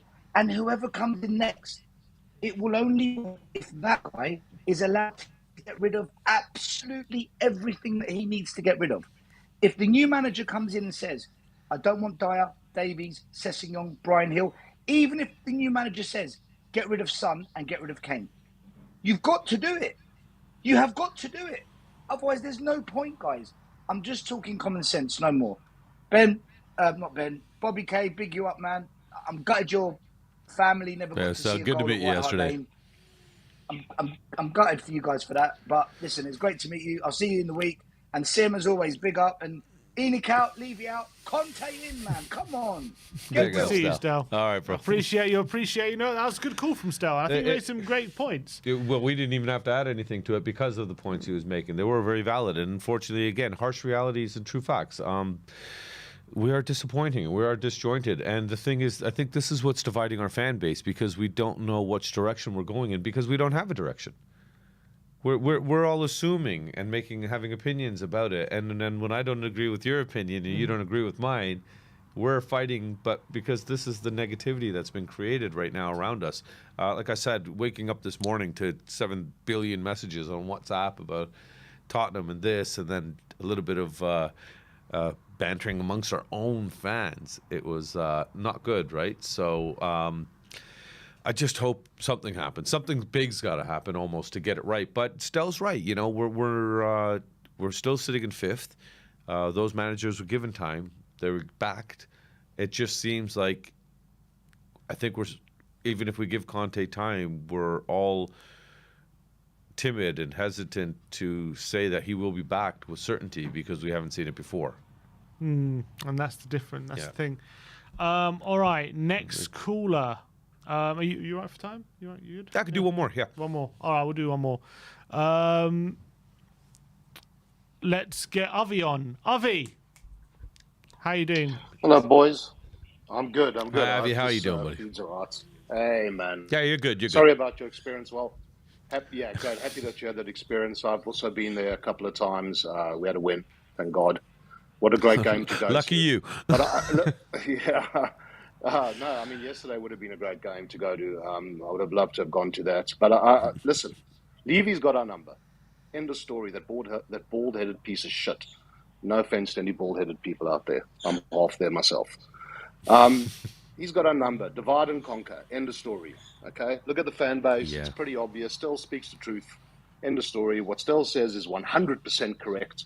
Anyone who comes against him, I get it, but it's divide and conquer. So you're never going to get this sort of fan base on a roll. Why are the away fans, why are the Arsenal fans singing our ownership is shit and we're not? Yeah. But We when heard it that comes down to loud it, and clear yesterday. Yeah, and I kept listening, and I thought, hang on, is that us? No, it wasn't us. I was No, like, it was oh my them. God. It was them. I mean, that's how bad it is. But I just want to kind of simplify, in a sense. They were a different class to us, as far as I'm concerned, just in terms of control. Never mind the stats. I've heard other podcasts where the stats say this and the stats say that, and we had more shots on goal, and yes, we attacked their goal. But the fact of the matter is we didn't score. It could have been a 0-0 game. There was every possibility of coming out there with a draw. The elephant in this room is Hugo Lloris. Okay? And Eric Dyer, who in fact somehow kept his nose clean yesterday. I don't know how. Hugo Lloris has done this season. Great servant, all the rest of it, great history. Done it this season how many times? Why is he still in goals? The man is a nervous wreck. Okay? It's 4, isn't and it? that game could have, I think it is. And Yeah, Dyer is highest what, in the Yeah. league. I know that. I mean, how many And points? 2 in North London derbies. And both North London derbies. How Yeah. many times can this be allowed to go on for? And is that on the manager or not? I'm not going to say yes or no. As far as I'm concerned, he shouldn't be there. He's the captain. I don't know why. But man is he's literally a nervous wreck. Literally. And it started, we all know the history. It started before that happened with that funny, I don't know what he was doing. The ball goes backwards. And then Sessegnon. In this case, we have a new nervous wreck on our hands. Up the left there. I mean, skinned both ways, forward, back, can't pass, Yes. can't do anything. So at the end of the day, what is Conte supposed to do? He puts in Hugo Lloris. He cannot account, or maybe he can actually. This is the difference. Cannot account for the fact that this guy's going to keep doing this. Wake up. It's not going to change. The man is shot. His nerves are shot. So, as bad as we were yesterday, barring that incident, which literally turned the entire tide of the game, we could have somehow, I don't know, maybe we could have snuck out 0-0, 0-0, got a point, walked away, thank God. Okay? We weren't better than them, they were better than us, but we could have still done it. But time and again, this keeps happening. And before the match, a Chelsea fan who was basically screaming and shouting about how shit his team was, said, you guys won. What are you worried about? Nah, we're terrible, we're crap. Well, hopefully Spurs will beat Arsenal. Okay, at least he was on that. I said to him, Hugo Lloris, Eric Dyer are there, watch. And afterwards, he actually just sent me a message just going, oi. I said, you see? I mean, what is Conte supposed to do? He hasn't got the team he wants. He hasn't got the players he wants. I get that. But still, at the same time, how many points are we talking about? Where would we be in the league if Eric Dyer and Hugo Lloris weren't doing what they were doing? And that's really all I have to say, because I don't know how you're supposed to account for that. It's driving me insane. I wonder, Avi, if now me and Sim, I addressed this with him earlier, where we're praying that Son is just consistent being played in hopes that he'll return to form.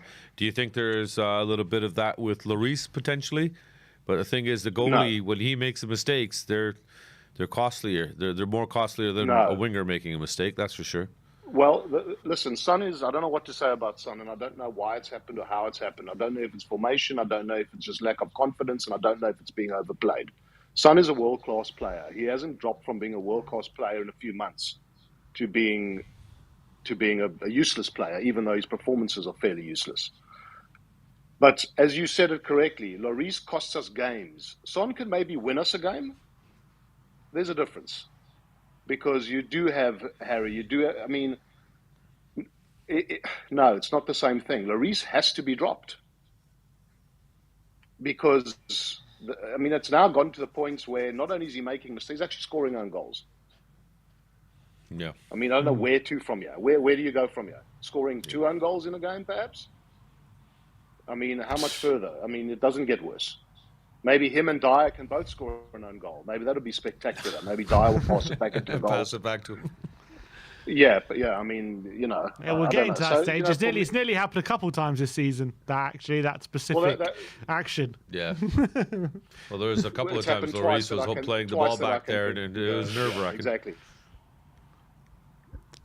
Avi, unfortunately, you're breaking up a bit. I don't know if you're frozen or not, but we are pushed for time. We are pushed for time, so we're going to have to move on. But appreciate you calling in. Avi. Nice call, buddy. Have a great day. See you, buddies. Cheers. Take care. Bye. Have a good nice day. Nice one, Avi. All right, and I think it's the last caller. Do you want to? You're right. Oh, if this is the last caller, then if it's who I'm looking at right now, then yeah, I would definitely make another 10 minutes. My boys are a little bit 10 minutes, boys, but it's for somebody special. You fine? You got my phone? You're good? All right, let's carry on then. Let's carry on. Who it is, you'll hear in a second. I can't announce it. Simple enough. Danny Kiriaki. There you go. They know it. Danny, my man. I'm good. How you boys doing? Nice to see you, Bobby K. I feel a little bit better all of a sudden just seeing you, my man. How are you? Feeling a bit better than yesterday? Yeah, I'm fine, mate. I'm absolutely fine. I wasn't really upset by yesterday. Like kind of a lot of fans. I think it was more wishful. Yeah, it was more like wishful thinking. Like there was still that hope because you're playing at home, it's Tottenham, and you wanna see your team win. But I think deep down, every Spurs fan knew we weren't gonna win this game. I think it's more wishful thinking. If fans really believed that we were actually going to beat Arsenal yesterday, people knew that they were going to score first. I mean, even Ben yesterday, Sim was saying it was like 10 minutes in the game. He was saying to me, "We haven't conceded yet." It's unbelievable, and then 5 minutes later we concede a goal. Ben's fault. I mean, yeah, but do you know what I mean? Like it was kind of expected. So it's not what I'm not really upset by it. I mean, if you look at all I said yesterday after, I was like, if you look at the defense we had and then you compare it to the defense Arsenal had, it's levels. It's levels really. So yeah, it's what it is what it is, right? We're not in a great run of form, and yeah, it's just on to the next one. Really, what else can we do? Oh yeah. God, that dreaded Man City away. Danny, I want to get your opinion on people. Obviously, we know your stance on the board; it's clear and clear for all to see. But I want to get your opinion on people getting on Conte's back, calling out Conte for the recent form, the performances. I just read out a tweet to Stel saying by Chris Miller saying that he's saying his opinion is Levy shouldn't back Conte on the basis of what he's seeing and the form we're showing right now. How do you explain the form and how much you attribute to Antonio Conte and how much responsibility should be taking for the form we're showing right now? Look, like Stel said, Stel broke it down brilliantly. He always does, and I think everything I listened in, and everything that Stel said was absolutely spot on. He was spot on. He always speaks the facts, right? In my opinion, I echo what Stel says because he's always right when it comes to the board and how I feel about the board as well. In terms of Conte, now I posted a tweet this morning, and basically saying since 2019 January, right? Our decline started. That's when our decline started with Pochettino, right? In that whole year, until Jose Mourinho came in and his first game we won away against West Ham, we hadn't won an away game in nearly a whole year, right? Mm-hmm. It was a whole year, right? In that season, we finished sixth, right? We finished sixth in that season, I think it was sixth. I think we finished, right? Under Jose, yeah. In 2020, we finished sixth, right? Yeah. Right. In 2021, we finished seventh, right? We finished in that season, in first full season, he obviously got sacked before the final, and he got sacked, and Ryan Mason finished season, we finished 7th. 2022, Nuno comes in, right? If Nuno had stayed that whole season, we were on course for a relegation battle the way it was going, right? We were losing to everyone 3-0 every single time, right?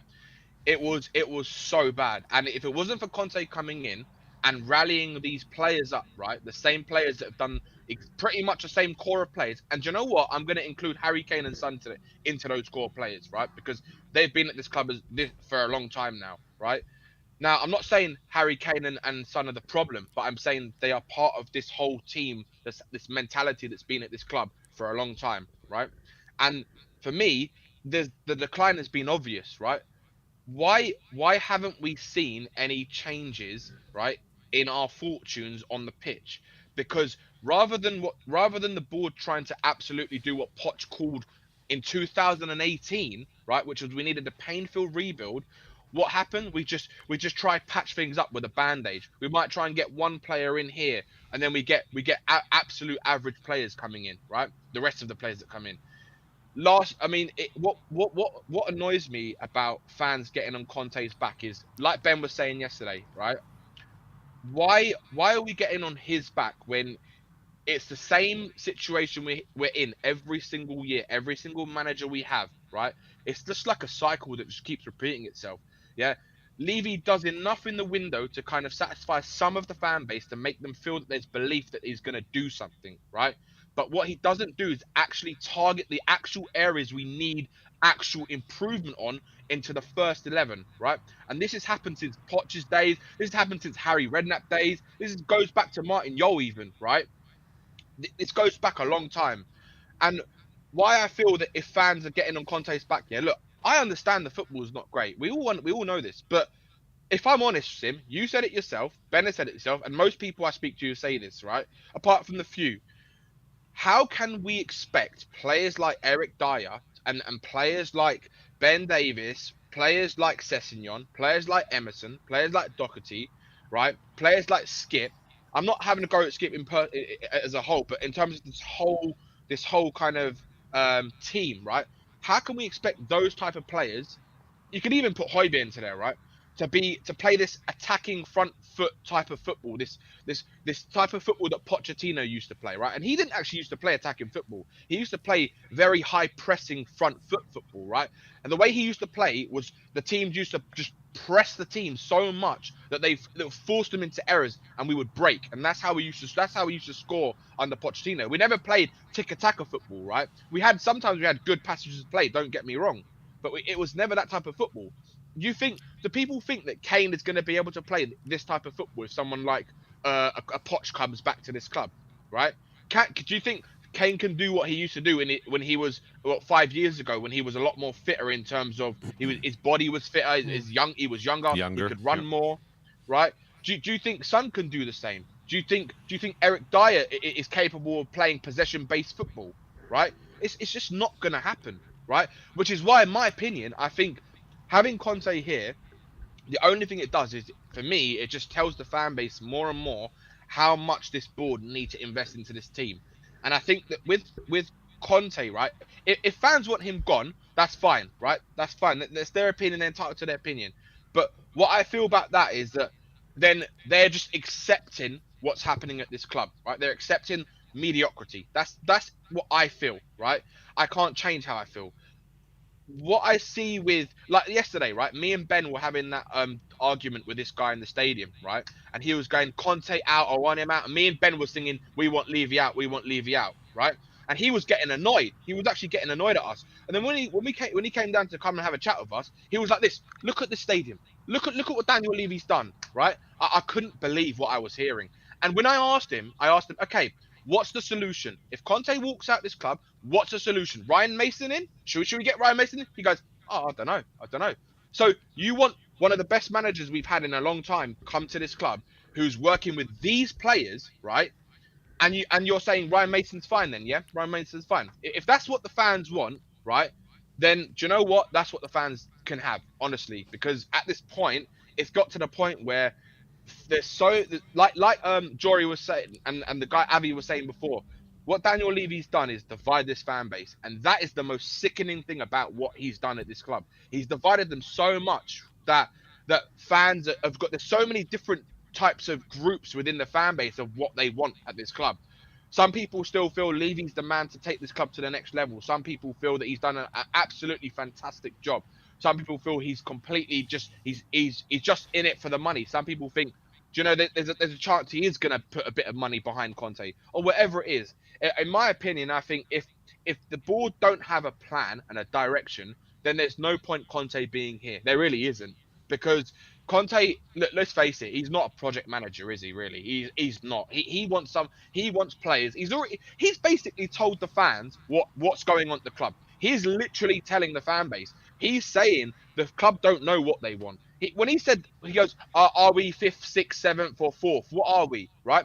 He's basically saying to the fans, right? The club do not know what they want. They don't know if they're a team that wants to be fourth, a team that wants to be seventh, a team that wants to be sixth, right? He said that we need, in order to compete for titles, we need to spend 50, 60, 70 million pound on a player or two players each window in order to get the level of the squad to that level where you can compete with the Arsenals and the Man Cities and the Liverpools and the Chelseas and Man United as well come back into it, right? Let's be honest.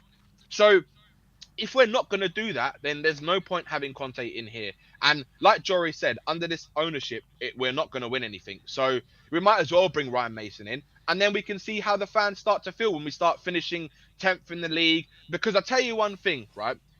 If Conte leaves this club at the end of the summer, right? I don't think he's going to walk out until then. I don't think. I think his goal is to stand by his own beliefs, right? And I believe that he's not going to change his ways, because he's done what he's done at other clubs following his own way. Why would you bring a manager in and get him to change his philosophy and style, right, to suit what the club wants him to do, right? When he's gone and done what he's done and his philosophy at Chelsea, he's won them the league, he's won them the FA Cup, he won Inter Milan the title, he got them into a Europa League final, he won stuff at Juventus. So why would we change someone like him, right, who's won things, who's a serial winner, right, if we're not going to give him what he wants to do to put this club in his own image, right? He doesn't want to just change the first team. He wants to change the mentality at this club.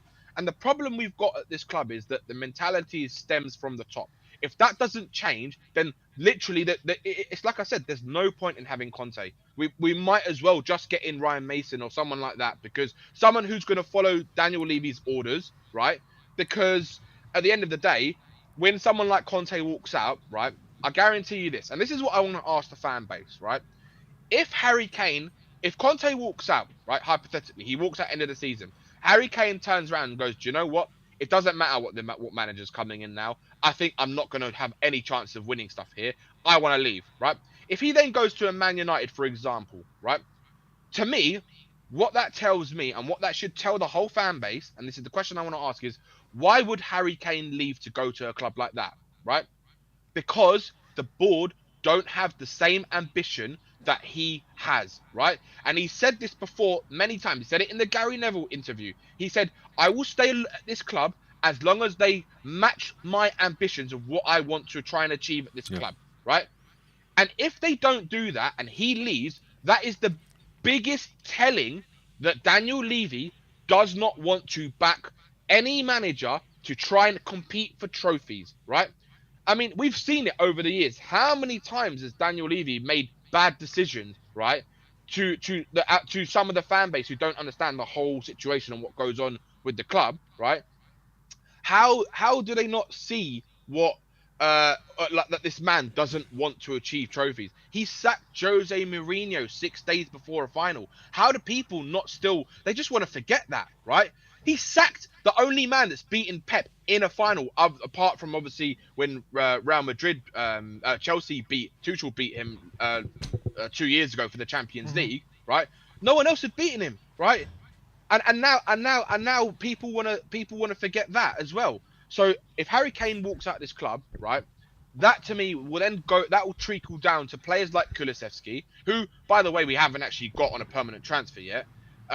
Romero, players like that. Do you think they're gonna want to stay around if they're seeing their best player, they're the ones. Kulusevski says he wants to win things, right? Romero wants to win more. He's just won a World Cup, right? You don't think he wants to win more? Do you think if Harry Kane walks out of this club, they're gonna sit around and be like, do you know what? I'm gonna back whatever manager comes in because no matter what, we're gonna keep compete. We're gonna try and compete, right? It sends the biggest message to those players, and when that starts happening, you get more unease in the squad, right? And that will do is no matter what manager comes in, it's very hard to unite the players to then unite to play the way someone like Arsenal's playing. The only way you can play like Arsenal are playing is if you have a whole fan base, you have a whole the whole staff within the club, right? Everyone pushing in the same direction. There has to be unity without, right? Like what we had under Poch. Every fan was under the same impression that we had this plan, right? That we were going in the right direction. We had the youngest team in the Premier League for 3 years. We were competing, right? But what happened when we really needed to get to that next point, just to try and push us over the line, to try and get the trophy? Nothing. Levy didn't do anything, right? He decided to go cold turkey for 2 transfer windows, and that I think was the biggest thing that happened to us, because I think since then I think it's been a downward spiral since then.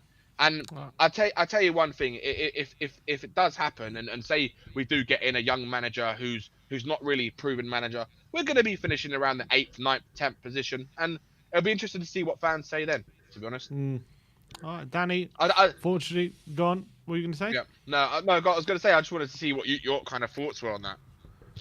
That's the thing. Are fans going to have the patience for, like, for example, if we really do want to rebuild like Arsenal under Arteta, do we have patience for 2 8th place finishes, you know, till we start competing? Whereas we don't even have the patience to be challenging for top 4 right now, let alone a couple of mid-tables. So people calling for a rebuild and all this kind of stuff, like, I don't know if we have the patience for that. I don't think so. I personally don't, Sim. I think our fan base is at the point where we want the rebuild, but we expect it to be done overnight, you know, like they say, the old saying goes, Rome wasn't built in a day.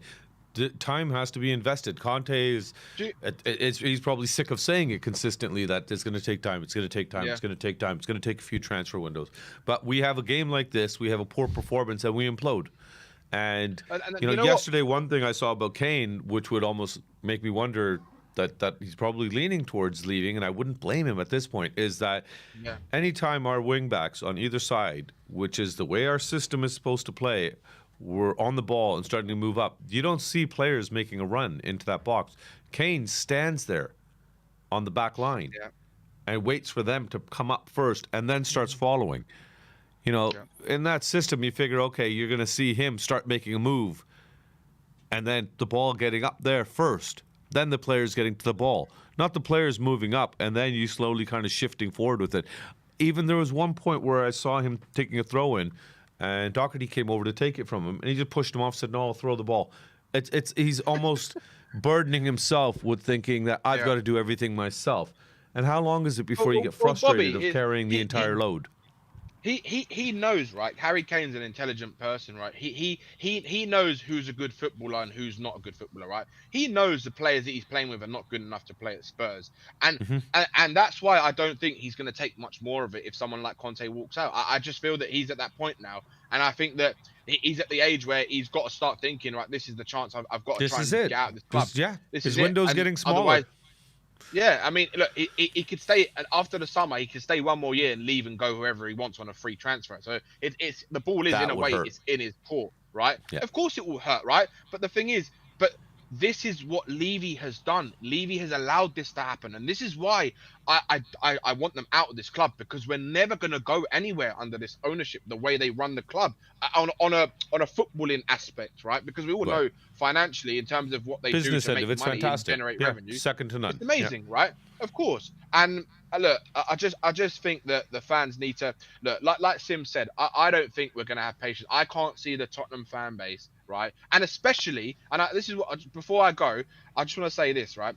I agree with you, Sim. I don't think the fan base is going to have that patience to have a rebuild or a 3-year project, £300 million, £400 million spent on young talent to try and unite a team to play, because we're going to have to do what Arsenal did and finish like 7th, 8th, 9th and those type of positions for a couple of years to get the young players to like used to the system, get used to the Premier League, and then have a couple of like experienced players in there, and like what we had under Poch, right? And then and then maybe we can start seeing the results, right? But are Spurs fans going to wait 3 years? They're not. And the problem we've got is the biggest problem out of all of this is Daniel Levy going to wait 3 years? Because the one thing that man wants more than anything, and he always talks about it whenever he talks about what he wants, is he wants to compete for top 4. That's all he talks about. He always says we want to be competitive, and we all know that competitive is for top 4, because every time we start, if we go into a season, right, with a new manager, say we've had a manager for a year, right, in the next season, if we had like what Nuno had, right, at the beginning of the season, we end up like 14th position or wherever it was we were, right, or 10th position, and top 4 is beginning to lose reach on that top 4. Daniel Levy sacks him because he knows that that's the one thing he wants. He cannot afford to lose out on top 4. So how are we going to have this 3-year project of a rebuild if the bloody owners, right, are not going to give the managers the chance? So what's the point? Yeah, the owners won't be prepared to stick out. But Danny, look, we're pushed for time. We have to go. No worries. But appreciate you, Danny. Appreciate you calling in. Lovely to see you as always. Always good to see you, Billy. Always good to see you. See you later, boys. All right, Danny, have a good day. Last call, and we just got a quick super chat from Rambro. It says, Danny, do you think Kane... it's for Danny, but it says, Danny, do you think Kane and Conte's fortunes are inextricably linked? If one leaves... so does the other Levy out? I do think they're linked at the moment. I can't see Kane sticking around at 30 years of age for another rebuild. I don't see why he would. No. There's no point. He's got the time is now for him. So well, like we said, we're looking at least a minimum 3 or 4 years. So that pushes him to the point where then he's 33, 34, and what's he got left? yeah, exactly. Right? So, And do you take that chance being a guy that has ambition? of not And do winning you get to the anything. point of not winning anything, possibly not winning anything, and ending your career with nothing at all to show for it, other than a few golden boots? I don't begrudge the guy if he turns around and says, no, I want to go somewhere where I want to win something now. Because at this point, we haven't matched his ambition. And from Spurs' point of view, if he isn't going to sign at the end of the season with 1 year left on his deal, do you risk him running down his contract and potentially having a season like he did when Nuno was here, when he was terrible? Yeah. Or do you just cash in on him with how that's going to look? Oh, I think knowing the way we do business, they'll cash in. But would that They'd be be stupid not to. Yeah, would that be the smart thing to do? It would have to be. Yeah. But Bobby, it's been an absolute pleasure having you in My the studio pleasure. and Thank having you. you answer calls. Let's get your boys in. Come on, let's close the show. Come on. Well, boys, come say goodbye. Come say goodbye. You We've can do got the Bobby, sign-off. got Bobby and the 2 kids here as well. Come on. Big K and Little K. Here we are. They're in the studio. Come say hi and bye to everyone watching on YouTube. We got over 1,000 people watching. So there you go. He's done the Ronaldo. You enjoyed No, your we're trip? definitely not signing him. Yeah. There you go. Number 15. Well, his birthday's on the 15th, right? Ah, so I yeah, it was see, his birthday 15. yesterday. That's why. So Lovely. that's his number. Yeah. So Nice one, boys. Cheers Sim's for asking coming. you, have you enjoyed your trip, boys? Enjoyed your trip? Yeah. Good experience at the stadium yesterday. Dyer played amazing yesterday. Yeah. Dyer. Oh, that's okay. Let's not get started. Santos is okay. Sorry, I'll take him to the. Yeah, he needs meds. All right. Well, that's all we got time for today. Thank you, everyone. What a 3-hour stream. So big up to everyone in the chat for tuning in. All the super chats, all the call-ins. Thank you for Bobby for co-hosting for a time. Thank you. for the boys Appreciate for it. coming into the studio. Come check out the boys in Canada. Yeah, come on. Go check out their YouTube channel. Yeah, as three well. Spurs boys. The number 3 Spurs boys. You can see the boys. We'll get Ben and Sim back on. They've Damn taken right. over off the pitch, so they've rebranded it almost and going to do their own thing. So that means they have to redo all the interviews again. And we're going to try to even, while we're here, maybe we'll try to bug Grandpa and get him on one day. So Sure, yeah, that'd be but lovely. thank you guys. It's been a wonderful opportunity. The trip itself, meeting you guys, has been really the highlight. Obviously, the YouTube community. It's a wonderful. My virtual family. I got to meet them in real life, and sort of the kids, and everybody's just been absolutely amazing with us. The hospitality, the love you've given all of us, we really appreciate it. So, at the end of the day, we are one Spurs family. We are behind one club. So all we can do is do our level best to stay united and not get too just disjointed amongst ourselves. And let's just hope that one day the ship is steered into the right direction, so we say. Let's hope. But Yeah, that's all we can pray for, right? I won't hold my breath, but we'll have to wait and see. But look, thank you everyone for joining us for today's live stream. Hopefully in better circumstances next time. But like, subscribe, and comment below. And as always, come on, you Spurs! Come on, you Spurs.